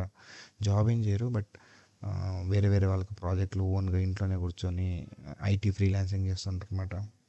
వాళ్ళు కూడా వస్తారనమాట వీటిల్లో. కొన్నిసార్లు వీళ్ళు మేనేజ్ చేసే విధంగా ఉంటుంది. సో వీళ్ళు మీడియం రిస్క్ కేటగిరీలోకి వెళ్తారు. లోకల్ ట్రేడర్స్ అంటే చెప్పాను కదా, మెటీరియల్స్ అవి ఇవి తెప్పించుకునే వాళ్ళు ఉంటారు. ప్రతిసారి మ్యానుఫ్యాక్చరింగ్ పెద్ద టెక్నాలజీయే కాదు, కొన్ని థింగ్స్ని తెప్పించుకుంటారు. చెక్క, ఐరను, లేదంటే ఏమన్నా స్పేర్ పార్ట్స్ తెప్పించుకుంటారు, లేదంటే ఏమన్నా టెక్నాలజీ ఎక్విప్మెంట్స్ తెప్పించుకుంటారు ఇండియాలో దొరకనివి. సో సో ఇలాంటివన్నీ టాయ్స్ కూడా లోకల్ ట్రేడర్స్ అని అనొచ్చు. సో టింబర్ ఇవన్నీ లోకల్ ట్రేడర్స్ వాటిని ఏదిగా ఉంటే తెప్పించుకుంటారు అనమాట, వాళ్ళకి కావాల్సిన ముడి సరుకు అనుకోండి. సో ఇవన్నీ మీడియం రిస్క్ కింద వస్తాయి. సో ఫైనల్లీ హై రిస్క్ అంటే మీకు ఈ మీడియం రిస్క్ ఇంకా ఎక్స్ప్లెయిన్ చేస్తాను. హెచ్ఎన్ఐస్ కూడా మీడియం రిస్క్ కింద వస్తారండి. ఓకే. వీళ్ళు ఏం చేస్తారు, investing large amount of money ఒకేసారి బల్క్లో వేస్తారనమాట. 10,000, 5,000 ఇట్లా చిల్లర డబ్బులు కాకుండా 1 lakh, 2 lakhs కూడా కాకుండా ఒకేసారి ఒక 20 కోట్లు, 30 కోట్లు, 50 కోట్లు, 100 కోట్లు, 200 కోట్లు ఇట్లా వేసుకుంటూ వెళ్తారు. వీళ్ళు కూడా మీడియం రిస్క్ కేటగిరీలోకి వస్తారు. వీటికి మీడియం రిస్క్ కంట్రీస్ ఉంటాయండి. ఓకే. లేదు అంటే మీడియం రిస్క్ కంట్రీస్లో వాళ్ళని కూడా ఏంటి, ఈ కస్టమర్ గాడు ఈ మీడియం కంట్రీస్ లిస్ట్లో ఉన్న వాడు మీడియం రిస్క్ కింద అయిపోతాడు. ఓకేనా. అయితే ఈ బిజినెస్లోనే చేయాలి, లేదు వాడు ఖాళీగా ఉన్నా సరే మీడియం మోడరేట్ రిస్క్ కంట్రీస్ అంటారు, మీడియం కాదు. ఓకే. మోడరేట్ రిస్క్ కంట్రీస్ జనరల్గా ఏమున్నాయి మనకి, మీరు కావాలంటే నెట్లో కొట్టుకోండి. యూఏఈ ఉంది, మలేషియా ఉంది, ఓకే, సౌత్ ఆఫ్రికా, ఇవన్నీ మీకు తెలియాలి. సో రేపు వర్క్ చేసేటప్పుడు కొంచెం మీరు ఇవన్నీ చూసుకోవాలి. మీరు కావాలంటే ఇంకా ఎక్కువ కావాలంటే మీరు సర్చ్ చేసుకోండి ఒకసారి ఇంటర్నెట్లో. What are moderate risk countries in AML/KYC అని కొట్టండి. ఓకే. హై రిస్క్స్ అని చెప్పేసి ఇంకొకటి ఉంది. ఇదేంటి అంటే గవర్నమెంట్ అఫీషియల్స్ అండి. అంటే లైక్ మినిస్టర్స్ కానీ, ఓకే, మినిస్టర్స్ అంటే తెలుసుగా మీకు, మినిస్టర్స్ కానీ, ambassadors, okay, government office ambassadors కానీ వీళ్ళందరూ PEP కేటగిరీలోకి వస్తారండి. PEPs అంటే పొలిటికల్ ఎక్స్పోజర్ పర్సన్స్ అనమాట. పొలిటికల్లో ఏదో ఒక పొజిషన్లో ఉన్న వాళ్ళని వీళ్ళు అంటారు. అంటే వీళ్ళకి డబ్బులు మొత్తం గవర్నమెంట్ అకౌంట్లో వేస్తుంది. వీళ్ళు దాన్ని ఎట్లా వాడతారో తెలియదు. సో వీళ్ళు కొన్నిసార్లు బ్యాంకులు వేసే ఆప్షన్స్ ఉంటాయి కాబట్టి వీళ్ళు హై రిస్క్ కేటగిరీలో వీళ్ళకి డబ్బులు ఎక్కడి నుంచి వచ్చినాయి, ఎస్ఓఎఫ్, సోర్స్ ఆఫ్ ఫండ్స్. ఓకే, ఇవన్నీ వెరిఫై చేస్తారనమాట. సోర్స్ ఆఫ్ ఫండ్స్ మీకు ఎక్కడి నుంచి వచ్చినాయి డబ్బులు నాడు క్వశ్చన్స్ వేస్తారు, అండ్ డాక్యుమెంట్స్ తీసుకుంటారు. Source of wealth, me income source ఎట్లా పెరుగుతూనే ఉంది month on month, day by day, year on year, ఏంది ఇంతగానో పెరుగుతుంది. మరి మీకు అంత వెల్త్ ఎక్కడి నుంచి వస్తుంది? మీకు ఏమైనా బిజినెస్లు ఉన్నాయి, ఆ బిజినెస్ డాక్యుమెంట్స్ ఫినాన్షియల్స్ కరెక్ట్గా ఉన్నాయా, మీ పేరు మీద ఏమన్నా కేసులు ఉన్నాయి, ఇవన్నీ మొత్తం ఈఎంఐల కేవైసీలో కొన్ని టూల్స్ ఉపయోగించి చేసేస్తారు. ఓకేనా? సో అండ్ ఇదొకటి. ఓకే, ఇదొక పాయింట్ గుర్తుపెట్టుకోండి. ఓకే, ఇది సెకండ్ పాయింట్ వచ్చేసరికి ఈ హై రిస్క్ వాళ్ళని companies registered in tax havens అండి. ట్యాక్స్ హెవెన్స్ అంటే జనరల్గా మనకి కంట్రీస్ ఉంటాయండి, కొన్ని కంట్రీస్ కావాలని ఆ కంట్రీస్లో ఇన్వెస్ట్ చేస్తారు. ఎందుకనంటే ఆ కంట్రీస్లో జీరో ట్యాక్స్ అనమాట.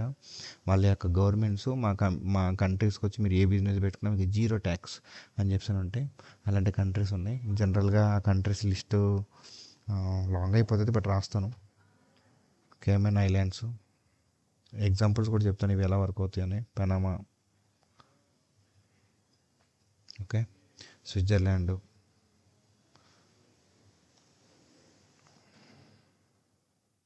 స్పెల్లింగ్స్ తప్పు ఉంటే సారీ అండి. లక్సంబర్గ్, నేను ఫాస్ట్గా రాసేస్తాను మీకు ఎక్స్ప్లెయిన్ చేయడం కోసం, 1-2 స్పెల్లింగ్స్ మిస్టేక్స్ అవ్వచ్చు. Singapore, okay. జనరల్గా ఇవన్నీ, ఓకే, ఇవన్నిట్లో ఇదొక 0% ట్యాక్స్ అండి. ఓకే, ట్యాక్స్ హెవెన్ అంటే 0% అనమాట. ట్యాక్స్ ఏం కలెక్ట్ చేయరు. అంటే ఇప్పుడు మీరు డబ్బులు ఏమైనా డివైడ్ చేయాలంటే ఈ యొక్క కంట్రీస్లోకి వెళ్ళి ఇన్వెస్ట్ చేసి మీరు ఎంత ఇన్వెస్ట్ చేసామని చెప్పుకోవచ్చు. అదే మీ ఊర్లో అనుకో గవర్నమెంట్ ట్యాక్స్ అడిగిద్ది. 10%, 20% వాళ్ళకి 100 కోట్లు 1000 కోట్లు కడతారు. దాని బదులు ఈ ఐలాండ్స్లో వాళ్ళు అకౌంట్ ఓపెన్ చేసుకొని పెట్టుకుంటే ఈజీ. అండ్ ఎవరు అకౌంట్ ఓపెన్ చేశారో వాళ్ళ యొక్క అకౌంట్స్ని సీక్రెసీగా మెయింటైన్ చేస్తాయి. ఓకే, దాన్ని ఏమంటారు, they will maintain secrecy which owners has been invested, అంటే ఏ ఓనర్స్ ఇన్వెస్ట్ చేశారు అనేది వాళ్ళు చాలా సీక్రెసీ మెయింటైన్ చేస్తారు అనమాట. సో ఎందుకంటే వాళ్ళ సొంత గవర్నమెంట్స్లో ట్యాక్స్, ఇప్పుడు యూఎస్లో ట్యాక్స్ ఎక్కువ, ఇండియాలో ట్యాక్స్ ఎక్కువ. వాళ్ళ యొక్క ప్రాపర్టీస్ డబ్బులు అన్నిటినీ రూపాయి కూడా నాకు ట్యాక్స్ కట్టాల్సిన పర్లేదు, నేను కష్టపడి సంపాదించిన డబ్బు నేను ఎందుకు గవర్నమెంట్ ట్యాక్స్ కట్టాలని మనం చార్టెడ్ అకౌంట్కి ఇచ్చి 20 LPA 30 LPA అయ్యి ఒక ఎల్ఐసిలో వాటిలో ఇట్లా ఇన్వెస్ట్ చేసి ఓకే గవర్నమెంట్కి రిటర్న్స్ చూపించుకుంటా కొంచెం ట్యాక్స్ ఎలా తగ్గించుకుంటామో వీళ్ళు తగ్గించుకోకుండా మొత్తం ప్యూర్గా వేరే వాటిలోకి మరల్చి కంప్లీట్గా ట్యాక్స్ మొత్తం ఎగ్గొడతారనమాట. అవి కూడా హై రిస్క్ కిందే వస్తాయి అనమాట. సో ఓకే, మీకు అర్థమైంది అనుకుంటాను క్లియర్గా. సో కొన్నిసార్లు ఏంటంటే ఈ పొలిటికల్ ఎక్స్పోజర్ పర్సన్సే ఈ అరేబియన్ ఐలాండ్స్ ఇట్లా, అంటే లైక్ కేమెన్ ఐలాండ్స్, పనామా, ఈ స్విట్జర్లాండ్, వీటన్నిటిలో డబ్బులు వాళ్ళు ఇన్వెస్ట్ చేస్తారండి. ఒక అది అకౌంట్ ఓపెన్ చేసి డబ్బులన్నీ వేస్తారు. అప్పుడు ఎవరికి లెక్కలు చెప్పాల్సిన పని లేదు. అండ్ వీళ్ళు ఓనర్స్ సీక్రెసీ మెయింటైన్ చేస్తారు కాబట్టి ఇండియా గవర్నమెంట్ వెళ్ళి వీటి పేరు మీద ఏమైనా అకౌంట్లో డబ్బులు ఉన్నాయంటే ఇవి సహకరించవన్నమాట. ఈ యొక్క కంట్రీస్ వాళ్ళకి సహకరించవు. సో అప్పుడు ఏం చేస్తారు, డబ్బున్న వాళ్ళందరూ మోస్ట్లీ ఇక్కడికి వెళ్తారు కదా. ఎందుకు, ఈ రూల్స్ అండ్ రెగ్యులేషన్స్ ఇక్కడ ఎక్కువ కాబట్టి మన ఇండియన్ గవర్నమెంట్కి నా దగ్గర డబ్బులు ఎంత ఉన్నాయో వాళ్ళకి తెలియదు.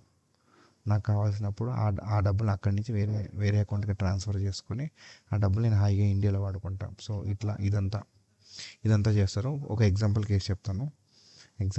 యాపిల్ తెలుసు కదండి, యాపిల్ ప్రొడక్ట్స్. సో యాపిల్ ఏం చేసిందంటే ఐర్లాండ్ కూడా ఒక one of the zero tax హెవెనే. ఓకేనా, ఆ లిస్ట్లో లేదు, బట్ మీరు సర్చ్ చేయండి వస్తుంది. ఇంకా చాలా లిస్టే ఉంటుంది. ఈ Apple Ireland tax haven 0% tax అని చెప్పి వాళ్ళు ఏం చేశారంటే ట్యాక్స్ నుంచి తప్పించుకోవడానికి యాపిల్కి సబ్సిడరీ కంపెనీస్ చాలా ఉంటాయి. ఓకే, ఒక యాపిల్ పేరు మీదే దాని అండర్లో ఇంకా మల్టిపుల్ కంపెనీస్ ఉంటారు, దాని సబ్సిడరీ కంపెనీస్ అంటారు. ఈ కంపెనీస్ ఏవైతే ఉన్నాయో ఇక్కడ రిజిస్ట్రేషన్ చేయించింది. ఓకే, ఇక్కడ రిజిస్ట్రేషన్ చేయించడం వల్ల కంపెనీస్ అన్నీ ఇక్కడ రిజిస్ట్రేషన్ చేయించడం వల్ల ఆపరేషన్స్ అన్నీ వేరే కంట్రీస్లో నడిపించిన రిజిస్ట్రేషన్ ఇక్కడ జరిగింది కాబట్టి ఈ అకౌంట్స్ అనేవి ఆ కంట్రీ వాళ్ళే చూస్తారు. అండ్ ఈ కంట్రీలో ఉండే ఏంటంటే ఆ యొక్క పేర్లు, అంటే లైక్ ఓనర్స్ కానీ ఆ డబ్బులు ఎంత ట్రాన్సాక్షన్ అయింది, ఎంత బిజినెస్ అయింది, ఇవన్నీ సీక్రెసీగా మెయింటైన్ చేస్తారు అనమాట. సో దానివల్లే చాలామంది ఇక్కడికి వచ్చి ఇవన్నీ చేస్తారు. సో ఒకరోజు ఏమైందంటే ఇట్లనే తెలిసిపోతాయి కదా, కొన్ని అన్నీ దొరకవండి, చాలా రేర్ కేసెస్ దొరుకుతాయి. సో యాపిల్ కంపెనీ ఒకరోజు ట్యాక్స్ పేమెంట్ అవాయిడ్ చేయడం కోసం ఎంత ఎంత తప్పించుకుంది అని అంటే ఈ కేసులో ఇట్లా ఇట్లా చేయడం వల్ల కంపెనీకి చాలా $1 బిలియన్ సేవ్ చేసుకోగలిగింది. అప్పుడు EU, ఓకే, EU అంటే యూరోపియన్ యూనియన్ అనమాట. కొన్ని కంట్రీస్ అన్నీ కలిపి ఒక యూనియన్గా ఫామ్ అయ్యి ఎవరైతే ఇట్లా తప్పులు చేస్తారో వాళ్ళకి ఫైన్లు వేస్తూ ఉంటారన్నమాట. సో ఆ ఫైన్ వేసిందనమాట. ఎంత వేసింది? $14.5 బిలియన్ వేసింది అనమాట యాపిల్ కంపెనీకి. నువ్వు మాకు తెలియకుండా ఐర్లాండ్లో కంపెనీ పెట్టావు, పెట్టి ట్యాక్స్ తప్పించుకోవడం కోసం అని చెప్పేసి నేను డబ్బులు మొత్తం ట్రాన్సాక్షన్ మొత్తం ఇటే తిప్పుతున్నావు అని వాళ్ళ యొక్క పవర్ని ఉపయోగించి వాళ్ళు ఎంత అని చెప్పేసి ఎస్టిమేట్ చేస్తే ఒక ఒక ఒక అమౌంట్ వచ్చింది. ఆ అమౌంట్కి వాళ్ళు ఒక ఇంత ఫైన్ వేస్తారనమాట. ఆ ఫైన్ మీకు ఇక్కడ అర్థం కాదు కాబట్టి ఇండియన్ కరెన్సీలో చెప్తాను. 1.2 lakh crores అనమాట. అది రూపీస్. 1.2 lakh crores అంటే జోక్ కదా, చాలా పెద్ద అమౌంట్ అనమాట. సో ఇలా దాచుకున్న ఈ మొత్తానికి ఇప్పుడు వరలు తెలిసింది. అసలు ఇవన్నీ బయటికి ఎలా వచ్చినాయి? ఇప్పుడు ఇదంతా నాకు ఎక్స్ప్లెయిన్ చేస్తున్నావు కదా, ఇదంతా బయటికి ఎలా వచ్చిందంటే మెయిన్ రీజన్ అంటే 2016లో ఒక కేసు జరిగింది. దాన్ని ఎప్పటికీ పిలుస్తారనమాట పనామా పేపర్ లీక్ అని చెప్పేసి అని. 2016 అని కొట్టండి, మల్టిపుల్ డాక్యుమెంట్స్ వస్తాయి అనమాట. థౌజండ్స్ ఆఫ్ డాక్యుమెంట్స్ వస్తాయి. ఈ డాక్యుమెంట్స్లో అప్పటిదాకా ప్రపంచానికి తెలీదు డబ్బున్న వాళ్ళు మనీని ఎలా దాచిపెట్టుకుంటారు అనేది. ఈ డాక్యుమెంట్స్ వల్ల వాళ్ళకి ఎక్స్పోజ్ అయిందనమాట. సో మనం ఆ డాక్యుమెంట్స్ అని చదవలేం కాబట్టి ఆల్రెడీ చదివిన వాళ్ళు దాంట్లో ఏముందో మనకు క్లియర్ చెప్పారు. దీంట్లో ఏముందంటే పొలిటీషియన్స్, ఓకే, సెలబ్రిటీస్, బిలినియర్స్, అది అందరూ డబ్బున వాళ్ళే. కామన్ పాయింట్లో మీకు ఎక్స్ప్లెయిన్ చేస్తున్నా. User offshore accounts, okay. Offshore accounts అంటే accounts created in above countries అండి. Accounts created in above countries. Above countries అంటే ఇవి: Ireland, Cayman Islands, Panama, Switzerland, Luxembourg, Dubai, Singapore. వీటన్నిటిలో 0% ట్యాక్స్ అనమాట. సో ఇక్కడ అకౌంట్స్ క్రియేట్ చేసుకుంటారు, వీటిని ఆఫ్షోర్ అకౌంట్స్ అంటారు. అంటే వీళ్ళ above countries even though they are in Indian country. ఇప్పుడు ఇండియా వాడు ఆడపోయి క్రియేట్ చేసుకోనుకో, వాడు హోమ్లో క్రియేట్ చేసుకోవచ్చు కదా, ఉన్నాయి. బట్ దాన్ని వాడకుండా మెయిన్ రిజిస్ట్రేషన్ వేరే దానికి పెడతాడు 0% ట్యాక్స్ ఎగ్జంప్షన్ చేయడం కోసం. సో వాటిని ఆఫ్షోర్ అకౌంట్స్ అంటారు. క్లియరా? ఓకే. సో ఎందుకు ఇదంతా చేస్తారు? For not to pay taxes అండి. ఓకే. ఇంకో రీజన్ ఏముంటుంది? Creative wealth. మరి డబ్బులు ఎంత సంపాదించినా మనిషికి సరిపోవు కదండి. కార్లు, బిల్డింగ్లు అవి ఇవి కొంటారు కదా. సో వాళ్ళ వెల్త్ని పెంచుకోవాలి అని అంటే గవర్నమెంట్ కళ్ళల్లో పడకూడదు. గవర్నమెంట్ కళ్ళలో పడితే గవర్నమెంట్కి 100 కోట్లు, 50 కోట్లు, 20 కోట్లు, వీళ్ళకి అంత డబ్బులు ఇచ్చే వాళ్ళు అక్కడ అకౌంట్ మెయింటైన్ చేసుకుంటే ఎవరికి రూపాయి ఇవ్వాల్సిన పని లేదు. ఆ డబ్బులతో ఇంకొక 4 ఇల్లు, ఇంకేమైనా కొనుక్కుంటారు, ల్యాండ్స్ ఏదైనా కొనుక్కోవచ్చు అనమాట. అలా అలా అలా మెల్లగా కంటికి కనిపించకుండా ఇవన్నీ మారుస్తూ ఉంటారు అనమాట. ఆ టెక్నిక్స్ ఏవైతే సొసైటీలో థింగ్స్లో లూప్ హోల్స్ ఉంటే లూప్ హోల్స్ అని యూజ్ చేస్తారు. మనం ఐడెంటిఫై చేయడం ఏంటంటే ఎక్కడ ఏ చిన్న తేడా వచ్చినా సరే you need to identify all these things అనమాట. ఇవన్నీ మనకి యాక్సెస్ ఉంటుందా అంటే ఉండదండి. బట్ మీరు చేసే ఏమెయిల్ కేవైసీ ప్రాసెస్ మీరు ఒక లెవెల్లో చేస్తారు కదా, ఆ లెవెల్ నుంచి కాంప్లైన్స్ టీమ్ వాళ్ళు ట్రాన్సాక్షన్ మానిటరింగ్ చేస్తారు. ఓకే. ఈ ట్రాన్సాక్షన్ మానిటరింగ్ టీం వాళ్ళు ఏం చేస్తారు? వీళ్ళ యొక్క డబ్బులు వీడి పేరు మీద ఏ అకౌంట్లో డిపాజిట్ అయినాయి, విత్డ్రాల్ అని, ఎంతెంత అమౌంట్, ఇవన్నీ ఒక్కొక్కటి క్షుణ్ణంగా పరిశీలిస్తారు అన్నమాట. తేడా వస్తే ఇంటికి పోయి కూర్చుంటారు. ఓకే. అండ్ ఇది సంగతి అనమాట. సో మీ ఒక్క టీమే ఈ ప్రాసెస్ చేసేది. ట్రాన్సాక్షన్ మానిటరింగ్ వాళ్ళు ఇంకా తేడా వస్తే వాళ్ళు ఇంకా చెక్ చేస్తారు. వాళ్ళకి ఇంకా తేడా అనిపిస్తే కాంప్లైన్స్ టీమ్కి పంపిస్తుంది, అదే రెగ్యులేషన్ టీమ్కి. మనీ లాండరింగ్ ఏమైనా జరిగినాయి, వేరే కంట్రీస్ కానీ ఇల్లీగల్ పర్సన్స్ ఎవరైనా ఇన్వాల్వ్ అయినా మనిషిని ఎంక్వైరీ చేస్తారనమాట. టోటల్ వైర్ మొత్తాన్ని ఎంక్వైరీ చేస్తారు. బ్యాక్ ఎండ్లో ఇది ప్రాసెస్ కంటిన్యూస్గా జరుగుతూనే ఉంటుంది అనమాట. సో దీని మల్టిపుల్ డిపార్ట్మెంట్స్ ఇన్వాల్వ్ అంటే మీది one of the department. Okay. So మీకు ఒక క్లారిటీ వచ్చింది అనుకుంటున్నాను. అండ్ జనరల్గా ఇంకొకటి ఏముంటుంది, థర్డ్ది ఇంకెలా చేస్తారు? హై రిస్క్ అంటే ట్రస్ట్ ఉంటాయండి. ట్రస్ట్ అంటే ఇప్పుడు కొన్ని చర్చెస్ ఉంటాయి, అవి ట్రస్ట్ల కింద వస్తాయి. కొన్ని జనాలకి హెల్ప్ చేసే ట్రస్ట్లు ఉంటాయి, అవి ట్రస్ట్లే. కొన్నిట్లో జెన్యూన్ ఉంటాయి, కొన్నిట్లో డిఫరెన్సెస్ ఉంటాయి. మనకు అవన్నీ ఐడియా లేదు కాబట్టి మీకు ఎగ్జాంపుల్గా చెప్తున్నా. Trust and shell companies. Okay. ఇవన్నీ ఎందుకు పెడతారు? యూబీఎస్ని హైడ్ చేయండి. యూబీఎస్ అంటే అల్టిమేట్ బెనిఫిషియరీ ఆఫీసర్, ఓనర్ నువ్వే అని చెప్పేసి అని నీకు తెలియాలి అని అంటే ఈ ట్రస్ట్లు షెల్ కంపెనీస్ పెట్టడం వల్ల డబ్బులు ఎక్కడెక్కడి నుంచో పంపించడం వల్ల ఆ అకౌంట్ ఈ అకౌంట్ బినామీ అకౌంట్లు ఎవరు ఏ అకౌంట్ మెయింటైన్ చేస్తున్నారో కూడా తెలియదు అనమాట. సో ఈ ట్రస్ట్ 10 మంది 100 మంది మేరు మేరు మేరు అసలు మనుషుల పేరు మీద ఉండదు ఇది. ఓకే, ఒక ఆర్గనైజేషన్ లాగా పనిచేస్తుంది అనమాట. అప్పుడు ఏమవుతుంది, అల్టిమేట్గా దానికి అసలైన ఓనర్ ఎవడో తెలియదు. ఇప్పుడు మన కళ్ళ ముందు చాలా అసెట్స్ కనిపిస్తాయండి, రోడ్డు మీద వెళ్తుంటే పెద్ద పెద్ద బిల్డింగ్స్ అవి ఇవి, కొన్ని ట్రస్ట్లు ఉంటాయి. ఇది ఆ ట్రస్ట్కి సంబంధించి ఆ ట్రస్ట్ రియల్ ఓనర్ ఎవడో తెలియదు. పేపర్లో ఎవరి పేరు ఉండదు, ట్రస్ట్ అని ఉంటుంది అంతే. ఆ ట్రస్ట్లో బ్లాక్ మనీ జనరేట్ చేసిన ఇది మాకు అమెరికా నుంచి మహానుభావులు అందరూ మాకు ఇన్వెస్ట్ చేశారండి, జనాలు చూసుకోమని. అది ఎంత డబ్బులు వచ్చినాయో లెక్క ఉండదు, ఏముండదు. సో ఇవి కూడా హై రిస్క్ కేటగిరీలోకి వస్తాయి అనమాట. చాలా జాగ్రత్తగా డీపర్ అండ్ డిగ్గర్ ఇన్వెస్ట్మెంట్ చేస్తారు. నేను మీకు మల్టిపుల్ ఎగ్జాంపుల్స్ ఇచ్చాను, మీకు అర్థమై ఉంటుంది. అండ్ ఇది third point. So second point ఇక్కడ ఉందండి, ఇది company registered in tax havens. Okay, first point ఇది. హై రిస్క్లోనే 1 2 3 పాయింట్స్ గ్యాదర్ చేశాను. ఓకే, అండ్ ఫోర్త్ రోమన్స్లో రాస్తున్నానండి, రోమన్ లెటర్స్లో. So crypto and gambling business. Okay, so ఇవన్నీ హై రిస్క్ కస్టమర్స్ అనమాట. ఐ హోప్ మీకు అర్థమైంది అనుకుంటున్నాను. లో హై రిస్క్ ఇది కవర్ చేసేసాను. So what are the things I covered? So ఇవి కవర్ చేశాను. సో శాంక్షన్ లిస్ట్ అంటే కంట్రీస్, మనకి కొన్ని శాంక్షన్ కంట్రీస్ ఉన్నాయండి. ఓకే, క్యూబా, ఇరాన్, ఇట్లా కొన్ని శాంక్షన్ కంట్రీస్ ఉన్నాయి. మీరు కావాలంటే నెట్లో ఒకసారి చూడండి, శాంక్షన్ కంట్రీ లిస్ట్ అని కొడితే 5-6 వస్తాయి. రష్యాలో కూడా కొన్ని, ఇప్పుడు రష్యా కూడా పెట్టారు శాంక్షన్ లిస్ట్ అని. సో ఒకసారి కొట్టండి. సో నాకు తెలిసినంత వరకు క్యూబా, ఇరాన్, నార్త్ కొరియా, ఒక 6 కంట్రీస్ ఉంటాయి.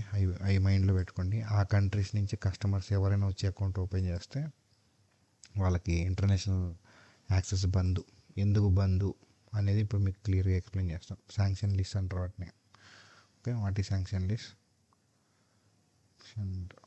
List and countries. ఓకే, ఇప్పుడు శాంక్షన్ లిస్ట్ అంటే బేసికల్లీ మీకు సో ఫస్ట్ దీనికి ఫినిష్ చేస్తాను. ఇందాక చెప్పాను కదండి, సిడిడి అంటే సిడిడి కేసెస్ అంటారు. లోపల ఇంటర్నల్గా మాట్లాడుకుంటారు, అంటే లో అండ్ మీడియం రిస్క్. ఈడిడి అంటే enhanced due diligence. High risk ఇది, హై రిస్క్ కస్టమర్స్ని చెక్ చేస్తారు, డీపర్ ఇన్వెస్టిగేషన్స్ చేస్తారండి అంతే. వీళ్ళ వల్లే ఎక్కువ తప్పులు జరుగుతుంటాయి. మిగతా వాళ్ళ దగ్గర డబ్బులు ఉండవు కాబట్టి అంత తప్పులు జరగవు. వాళ్ళన్నీ చిన్న చిన్న ట్రాన్సాక్షన్. వీళ్ళ అన్నీ తెలివితేటలు చాలా టాప్ లెవెల్లో ఉంటాయండి. వీళ్ళు తెలివితేటలు అంటే ఇంకా మీరు అసలు ఐడియా కూడా చేయలేరు. అది బయటపడేంతవరకు ఇది ఒకటి అవుతుంది అనేది ఎవరికి తెలియదు, గవర్నమెంట్కి కూడా తెలియదు అనమాట. అది అయిన తర్వాత మళ్ళీ దాని గురించి సెక్యూరిటీ మెజర్స్ టైట్ చేస్తారు. మళ్ళీ ఇంకేదైనా అయితే మళ్ళీ దాని గురించి తెలుసుకొని సెక్యూరిటీ మెజర్స్ టైట్ చేస్తారు, ఇంతే. This is how it is happening from 200 years. 200 సంవత్సరాల నుంచి ఇలానే జరుగుతుంది అనమాట. ఓకే, సో జనరల్గా సిడిడికి కేసెస్కి యూజ్ చేసే టూల్స్ మెన్షన్ చేస్తాను. మీరు ఇవన్నీ తెలుసుకోవాలి కాబట్టి లోపల క్వశ్చన్స్ అడుగుతారు, కేసు ఎట్లా ప్రాసెస్ చేస్తుంటాయి. సో ఇట్లా ఇవి చెప్పచ్చు. సిడిడికి వరల్ చెక్, కేసెస్ని ఇట్లా చేస్తాను, లెక్సెస్ నెక్సెస్ వాడతాను. Okay, sanctions companies, sanction countries ఉంటాయి, శాంక్షన్ కంపెనీస్ ఉంటాయి, శాంక్షన్ ఇండివిజువల్స్ కూడా ఉంటారండి. అంటే కంపెనీస్ని కొన్ని శాంక్షన్ చేస్తారు. అసలు శాంక్షన్ అంటే ఏంటి? ఓకే, అది మెన్షన్ చేస్తాను. వాట్ ఈ శాంక్షన్డ్? ఈ శాంక్షన్డ్ అంటే ఒక కంపెనీకి, ఒక ఒక ఒక కంట్రీకి కానీ, ఒక ఇండివిజువల్కి కానీ, ఒక ఇది కానీ, okay, financial transactions, okay, and other economic things, activities మొత్తం వస్తున్నాం మీకు క్లియర్గా. అంటే లిమిట్ చేస్తారండి, లిమిట్స్ ఫినాన్షియల్ ట్రాన్సాక్షన్స్. ఇలాంటి వాళ్ళు ఎవరు వచ్చినా సరే వీళ్ళకి ఇంపోర్ట్స్ అండ్ ఎక్స్పోర్ట్స్ చేయలేరు. ఇండియా శాంక్షన్ లిస్ట్లో లేదు కాబట్టి మనం ఇంపోర్ట్స్ ఎక్స్పోర్ట్స్ చేసుకోవచ్చు. నార్త్ కొరియా కంట్రీ లేదని ఉందని చెప్పాను కదా, ఈ శాంక్షన్ లిస్ట్లో నార్త్ కొరియా ఏం చేసింది, ఆ కంట్రీ నుంచి ఏమైనా వస్తాయా బయటికి, టమాటాలు కానీ ఉల్లిపాయలు కానీ, సేమ్ పోనీ ఆ కంట్రీలకి ఏమైనా పూమా బ్రాండ్లు, హార్లీ డేవిడ్సన్లు ఇవన్నీ వెళ్తాయా? వెళ్ళవు. ఇవే శాంక్షన్స్ అండి, ఇంపోర్ట్స్ అండ్ ఎక్స్పోర్ట్స్ అనమాట. గవర్నమెంట్కి డబ్బులు వచ్చేది అక్కడి నుంచే. మన దగ్గర ఏవైతే ఉన్నాయో వాటిని ఎక్స్పోర్ట్ చేసుకోవాలి, డబ్బులు సంపాదించాలి. ఏవైతే ఇంపోర్ట్స్ చేసుకున్నామో అది చేయాలి. సో ఇది ఒక పెద్ద కాన్సెప్ట్, దీని గురించి తర్వాత మాట్లాడుకుందాం. So sanction list and so ఇదనమాట. ఓకే, మీకు ఒక క్లారిటీ వచ్చింది అనుకుంటున్నాను. సో ఇవన్నిట్లో బ్లాక్ చేస్తారన్నమాట, వాళ్ళకి ఎలా చేయరు, వాళ్ళకి వాళ్ళు ఇండివిజువల్స్ని కూడా చేస్తారు. బిల్ లాడెన్ ఉన్నాడు అప్పట్లో, వాడు కూడా శాంక్షన్స్ విధించరు వాడు. ఓకే, సో ఇండివిజువల్ పర్సన్స్కి, కంపెనీస్ని కూడా శాంక్షన్స్ విధిస్తారండి. అండ్ కొన్ని కంట్రీస్ని కూడా చేస్తారు. ఇవన్నీ మీకు ఐడియా ఉండాలి, కంట్రీస్ అయితే ఐడియా ఉండాలి. ఓకే, లిస్ట్ ఇస్తాను మీకు.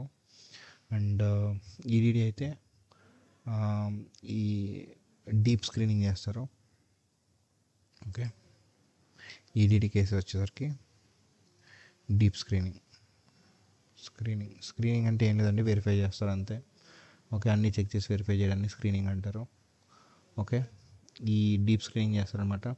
సో జనరల్గా ఏంటంటే సిడిడికి వచ్చేసరికి బేసిక్ లెవెల్ కేవైసీ చేస్తారు. ఈ ఈడీడీకి రెండు మీరే చేస్తారండి. ఓకే, ఈడీ ఏంటి, హై రిస్క్ క్లయింట్స్కి ఓకే డీప్ బ్యాక్గ్రౌండ్ చెక్ చేస్తారనమాట. చెక్స్ అండ్ కంటిన్యూస్ ఎన్నిసార్లు, అండ్ మీకు ఇంకా క్లియర్ చెప్పడం మర్చిపోయాను. ఓకే, కంటిన్యూస్ చెక్ చేస్తారు.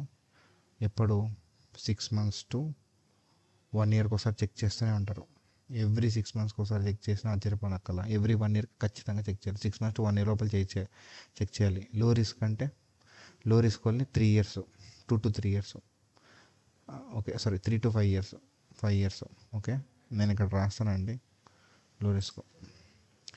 ఓకే, 3 to 5 yearsకి ఒకసారి కేవైసీ జరుగుతూనే ఉంటుంది. ఓకే, ఒక్కసారి చేసేసి 10 సంవత్సరాల వరకు వదిలేరండి ఈ కేవైసీ అన్ని మీకు ఈ కేసెస్ కూడా వస్తాయి. ఆల్రెడీ వాడికి అకౌంట్ ఉంటుంది, మళ్ళీ వాడు హై రిస్క్ కస్టమర్ అయితే వాడు 6 monthsకి ఒకసారి 1 yearకి ఒకసారి వెరిఫై చేస్తారు. ఎందుకంటే వాడు డబ్బులు ఎక్కడి నుంచి పడుతున్నాయి, ఈ 1 yearలో వాళ్ళు ధనవంతులు అయిపోతారు కదా, వాళ్ళందరూ హై రిస్క్ కింద వస్తారు కదా. ఓకే, ఇది 2 to 3 years. ఓకే, ఇది 6 months to 1 year ఆల్రెడీ రాశాను కింద. ఓకే, సో ఇప్పుడు మీకు ఒక క్లారిటీ వచ్చింది అనుకుంటున్నాను.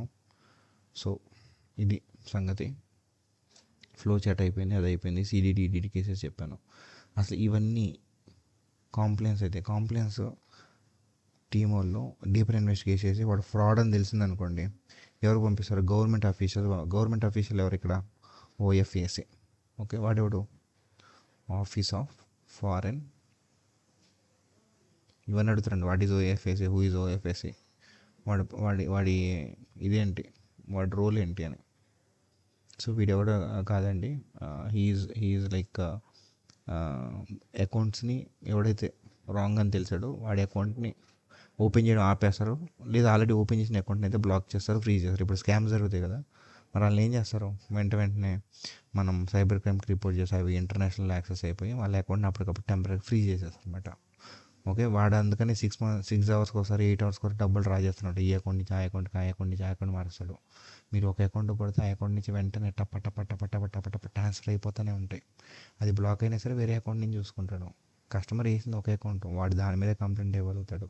వాడు వేరే అకౌంట్ ట్రాన్స్ఫర్ చేస్తే ఏమవుతుంది, దానికి యాక్సెస్ మన దగ్గర ఉండదు. ఇంటర్నేషనల్, అది ఇంటర్పోల్లో పెడతారు. సో ఇట్లా మల్టిపుల్ థింగ్స్ ఉంటాయండి. ఓకే, బట్ యూఎస్కి మాత్రం వీడు ఓఎఫ్ఎస్సి. ఓకే, వీడెవడు, యూఎస్ డిపార్ట్మెంట్ ట్రెజరీ అని చెప్పేసి ఒక డిపార్ట్మెంట్ ఉంటుంది.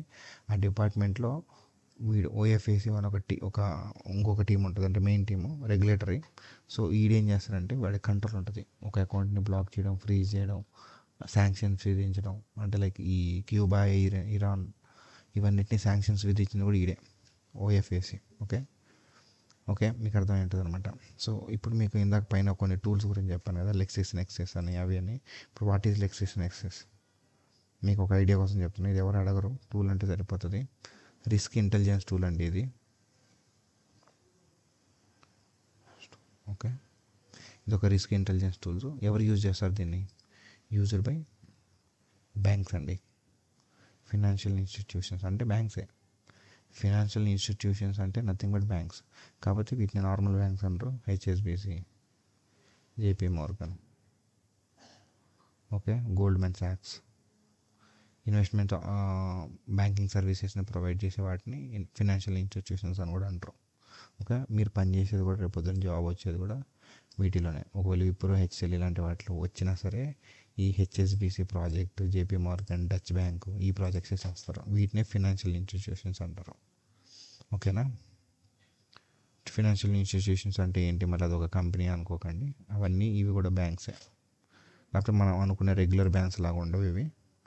ఓకే, ఇవి ఇన్వెస్ట్మెంట్స్ రీటైల్ బోత్ రెండు చేస్తాయి అనమాట universal banks. Okay, so I hope మీకు అర్థమైంది అనుకుంటాను. సో లెక్సిస్నెస్ గురించి చెప్పాను.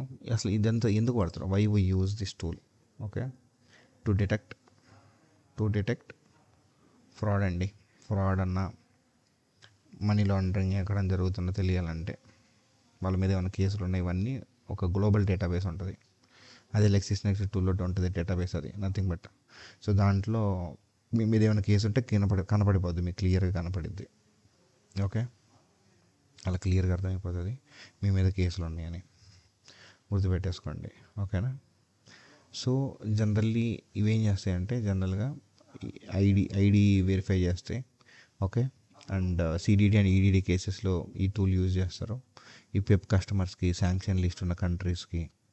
ఓకే, ఇట్లా నెగిటివ్ న్యూస్ అడ్వర్టైజ్మెంట్స్ ఏమన్నా నెట్లో వచ్చిన వేరే కంట్రీ మనం పద్దాకలు ఇంటర్నెట్ మీడియా చూడడం కదా, అందుకని గ్లోబల్ డేటాబేస్లో మొత్తం వాడి పేరు మీద ఉన్న ఎన్ని కేసెస్ అయితే ఉంటాయో, ఎన్నిసార్లు మార్కెట్లో వాడు వచ్చి నెగిటివ్ న్యూస్ స్ప్రెడ్ అయిందో అన్ని కేసెస్ ఉంటాయి.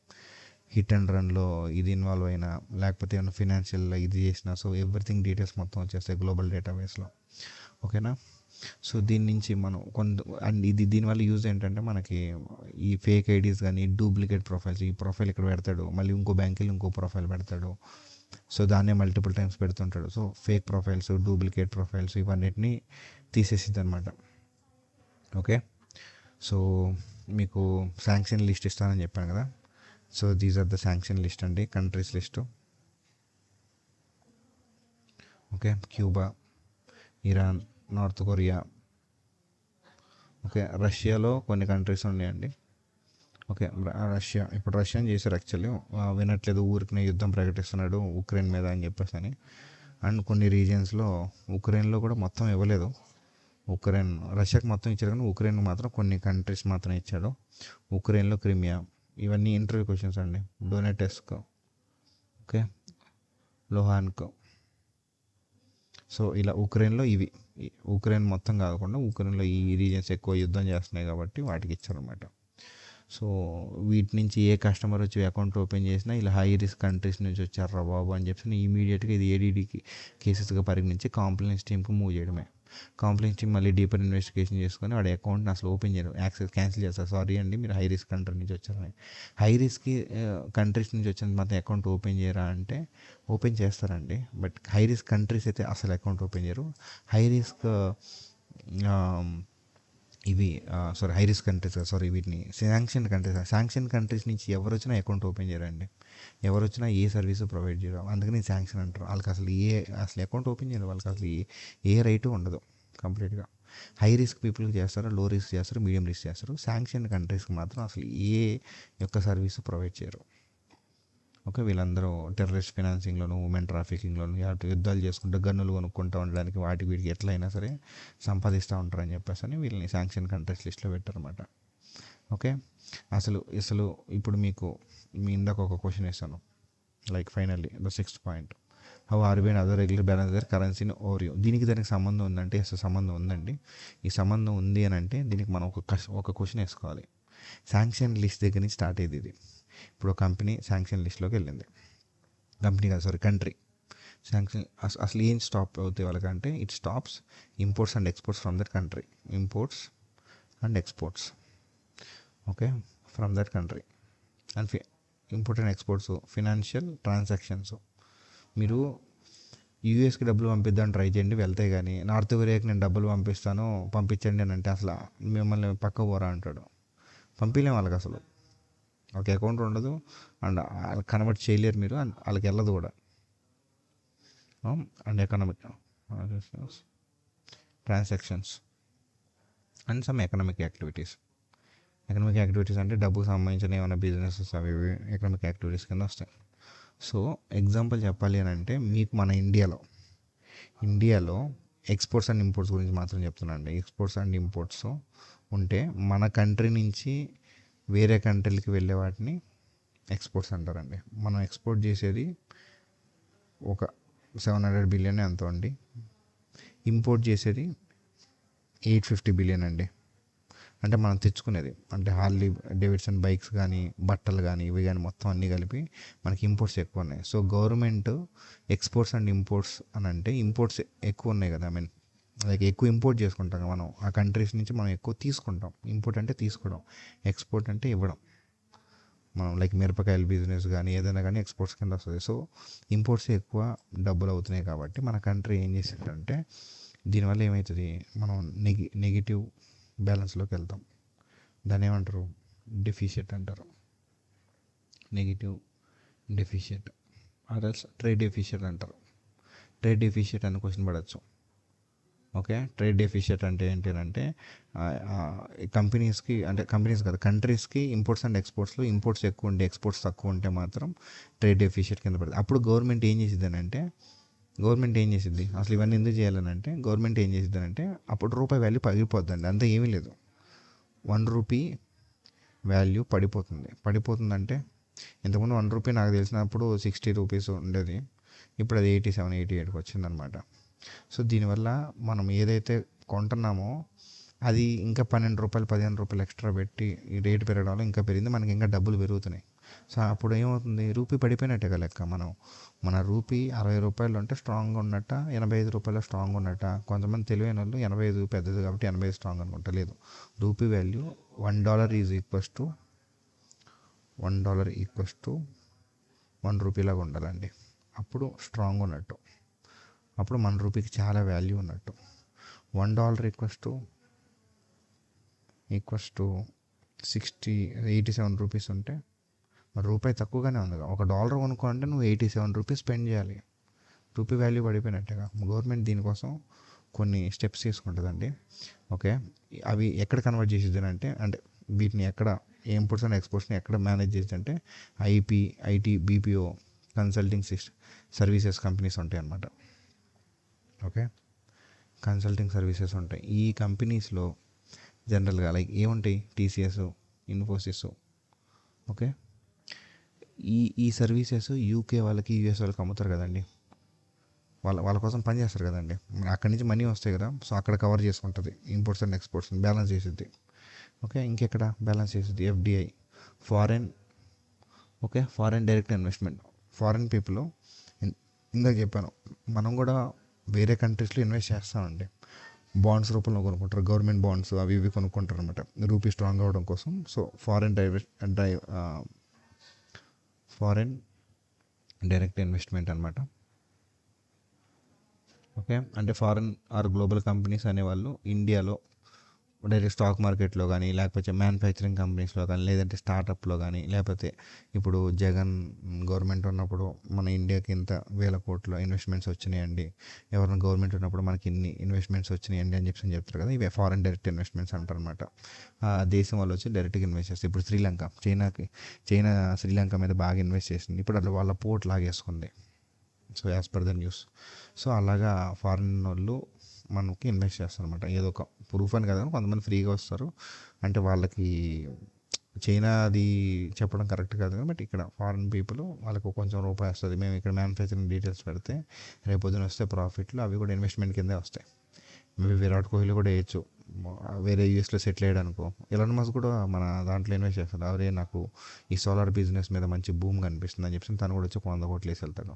వారెన్ బఫెట్ కూడా రిలయన్స్లో ఇన్వెస్ట్ చేశాడు అప్పుడు 2020, 2021 ఆ టైంలో. ఓకే, ఇవన్నీ ఫారెన్ డైరెక్ట్ ఇన్వెస్ట్మెంట్ కిందే వస్తాయి అనమాట. ఓకేనా, వాళ్ళు ఏం రూపాయి 2 రూపాయలు లేరు కదా, 100 కోట్లు 1000 కోట్లు వేస్తారు. ఓకే, ఇదొకటి. అండ్ రెమిటెన్స్ మీకు పదం బాగా వస్తుంది బ్యాంకింగ్ టర్మినల్లో. అంటే ఏం లేదు, money send by Indians in అబ్రాడ్లో ఉన్న ఇండియన్స్ ఇంటికి డబ్బులు పంపిస్తారు, సో దాని రెమిటెన్స్ అంటారు. అంటే చాలామంది ఫారెన్కి వెళ్ళి డబ్బులు సంపాదిస్తూ ఆ డబ్బులు ఇండియాకి పంపించి ఇండియాలో మళ్ళీ ల్యాండ్లు కానీ, గోల్డ్ కానీ, థింగ్స్ని కానీ బై చేసి, ఇన్వెస్ట్ చేసి, స్టాక్ మార్కెట్ ట్రేడింగ్ కానీ ఇవన్నీ చేస్తే రెమిటెన్స్ కింద వస్తుంది. సో ఎన్ఆర్ఐస్ ఏం చేస్తారు, send money back to home.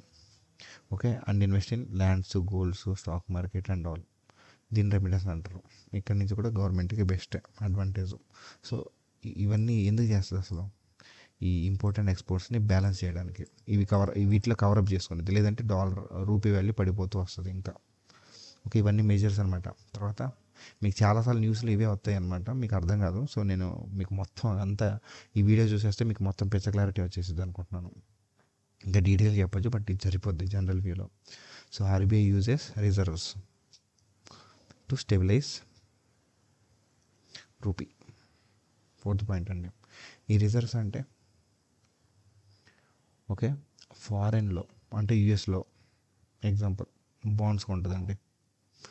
Okay invest చేసిద్ది అనమాట. ఇన్వెస్ట్ చేసిన బాండ్స్ని తిరిగి అమ్మేసిద్ది. ఇప్పుడు ఎవరైతే మార్కెట్లో అమ్ముతారో అది నెగిటివ్లోకి వెళ్తుంది. ఎక్కువ మంది అమ్మేవాళ్ళు ఉంటే తక్కువ మంది కొంటున్నారంటే స్టాక్ పడుతుంది. ఎక్కువ మంది కొంటున్నారు తక్కువ మంది అమ్ముతారంటే స్టాక్ పెరుగుతుంది. ఓకే సో వీళ్ళు ఏం చేస్తారంటే ఈ ఆర్బీఐ అంటే రిజర్వ్ బ్యాంక్ వాడు యూఎస్లో బాండ్స్ ఎప్పుడో కొనిపెట్టేసుకుంటాడు. 100 రూపాయలకో 20 రూపాయలకో కొంటాడు. అది ఇప్పుడు ఆ బాండు ఈ డాలర్ పెరగడం వల్ల రూపీ తగ్గింది కదా. సో డాలర్ అంటే ఆ బాండ్స్ డాలర్లోనే కొంటాడు. కొన్నప్పుడు ఈ 100 రూపాయలు వాడు కొన్నప్పుడు డాలరు, ఇప్పుడు ఆ డాలర్ $150 వెళ్ళింది. ఓకే 100 నుంచి $150 వెళ్ళింది. ఇప్పుడు వీడు $150కి అమ్మాడు. ఓకే ఆ రిజర్వ్స్ని $150 అమ్మాడు. అప్పుడు ఏమైంది, $50 ప్రాఫిట్. ఈ $50 ప్రాఫిటేగా వీడికి. ఓకే అప్పుడు రూపీని బలం చేస్తాడు. అప్పుడు డబ్బులు వచ్చి పడినట్టే కదా. ఫారెన్లో ఇన్వెస్ట్ చేసిన వాటిని వీడు అమ్ముకోవడం వల్ల ఇండియా రూపీ కరెన్సీ గట్టిపడింది కదా. అంటే డబ్బులు పెరిగినాయి కదా వీడికి. వాడి కంట్రీలో ఇన్వెస్ట్ చేసి వాడి డాలర్స్లో ఇన్వెస్ట్ చేసి వాడే పెంచుకుంటాడు. వీటిని రిజర్వ్స్ అంటారు. ఇలా ప్రతి కంట్రీ వాళ్ళు చేస్తారండి. ఇందాక ఇక్కడ చెప్పాక ఫారెన్ డైరెక్ట్ ఇన్వెస్ట్మెంట్ అని చెప్పని వాళ్ళు కూడా చేస్తారు. వాళ్ళ గవర్నమెంట్ కూడా చేసింది. ఇండియా ఫ్యూచర్లో పెరుగుతుందని అంటే వాళ్ళు కూడా వచ్చి కొనుక్కొని వెళ్ళిపోతారు. రేపొద్దున ఇప్పుడు ఇదే బ్యాలెన్స్ అనమాట. వాళ్ళ యొక్క ఈ రిజర్వ్స్ని ఉపయోగించి ఆర్బీఐ కంట్రోల్ చేసేది. అంటే ఇప్పుడు ఏంటి, రేపొద్దున డాలర్ కూడా పడిద్దిగా ఎంతో కొంత, బాండ్స్ రూపంలో పడతాయిగా. ఆ పడినప్పుడు మళ్ళీ కొంటాడు. మళ్ళీ ఒక 1,00,000 బాండ్లు కొంటాడు. తక్కువ కొంటాడు, 80 కొంటాడు. ఈసారి బాగా పడింది అనుకో, డబ్బులు మొత్తం చూసి ఎగ్జాక్ట్ టైంలో 80 బాండ్స్ కొనేస్తాయి. 80 రూపాయలకు బాండ్స్ కొంటాడు. అప్పుడు మళ్ళీ 150, 160కి వెళ్ళినా లేకపోతే 180కి వెళ్ళినా అది కూడా కావాలని అమ్మడు. 150, 160కి వెళ్ళడానికి అమ్మడానికి కాదు. అవి డాలర్ బలపడతా ఉంటుంటే ఎంత బలపడుతుందో అప్పుడు దాన్ని కంట్రోల్ చేయడానికి ఇండియాలో ఉన్న బ్యాంకింగ్ సెక్టార్ని, ఈ ఫినాన్షియల్ సెక్టర్ని కంట్రోల్ చేయడం కోసం అమ్ముతాడు. అప్పుడు ఇక్కడ రూపీ కొంచెం గట్టిపడుతూ ఉంటుంది, కొంచెం ఇది స్టేబుల్ అవుతూ ఉంటుంది. 87 రూపీస్కి కూడా ఇట్లా ఈ ప్లెంటీ నెంబర్ ఆఫ్ రీజన్స్ చేయడం వల్ల ఇది 87 రూపీస్ దగ్గర ఆగింది, లేకపోతే ఎక్కడికో పోయేదన్నమాట. So okay next 5th government policies. ఇది చాలా ఇంపార్టెంట్ అండి. మీరు చాలాసార్లు వింటారు కాబట్టి ఇదని తెలిసి ఉండదు. Okay make in India policies అంటారు. మేక్ ఇన్ ఇండియా అంటే ఇండియాలోనే తయారు చేయాలి, ఇండియాలోనే మ్యానుఫ్యాక్చరింగ్ యూనిట్లు పెట్టాలి అని. అప్పుడు ఏమవుతుంది, వేరే దేశాల నుంచి క్లాత్ బిజినెస్ చేసే బదులు మనమే ఒక క్లాత్ బిజినెస్ మ్యానుఫ్యాక్చరింగ్ యూనిట్ పెట్టి మనమే తక్కువకి ఇచ్చి మనమే క్వాలిటీ ప్రొవైడ్ చేస్తే అవే ప్రొడక్ట్స్ కొంటారు. అప్పుడు ఇంపోర్ట్స్ తగ్గుతాయి. క్లాత్ అనే కాదు ఏదైనా కానీ. ఇప్పుడు చాలా వరకు చిప్స్ మొత్తం మనం చిప్స్ డిజైనింగ్కి వాటికి కావాల్సిన మొత్తం చైనా మీదే ఇంపోర్ట్ అవుతుంది మొత్తం ప్రపంచం అంతా. అదే మనం స్టార్ట్ చేసాం అనుకోండి, ఎవరి మీద డిపెండ్ అవ్వాల్సిన పని లేదు. ఇంపోర్ట్స్ తగ్గుతాయి, డబ్బులు పెట్టడం తగ్గిద్ది బయట కంట్రీస్కి. సో మీకు పిచ్చ క్లారిటీ వచ్చింది అనుకుంటున్నాను. సో అంతే అండి. సో మీకు ఆల్మోస్ట్ ఆల్ 6 పాయింట్స్ కవర్ చేశాను. ఓకే ఏవి 6 పాయింట్స్ ఇవి ఇన్ దిస్ వీడియో. సో ఈ 2 వీడియోస్ చాలు. ఇంకా మీరు జాబ్ తెచ్చుకొని హ్యాపీగా ఉద్యోగం చేసుకోవచ్చు. ఈ థింగ్స్ అన్నీ మీకు మైండ్లో ఉండాలి. మల్టిపుల్ టైమ్స్ ఈ వీడియోస్ చూడండి. పాసిబుల్ అయితే నోట్స్ రాసుకోండి. నేను కొంచెం పిచ్చిగా తిక్కలుగా చెప్పాను కానీ, బట్ ఫర్ బెటర్ అండర్స్టాండింగ్ ఒక ఫ్లో చార్ట్ వేసుకోండి. నేను మళ్ళీ కావాలంటే మీకు ఈ ఫ్లో చార్ట్ పెడతాను. ఓకే ఫ్లో చార్ట్ పెడుతున్నాను చూడండి. సో ఇది క్లయింట్ ఆన్బోర్డింగ్, డాక్యుమెంట్స్, ఇదే మీ లోపల ప్రాసెస్. ఇంటర్నల్ టీమ్కి మూవ్ అయ్యే ప్రాసెస్ ఇది గుర్తుపెట్టుకొని సరిపోతుంది. దట్స్ ఆల్ ఈ వీడియోకి ఇంతే. Thank you. Have a good day.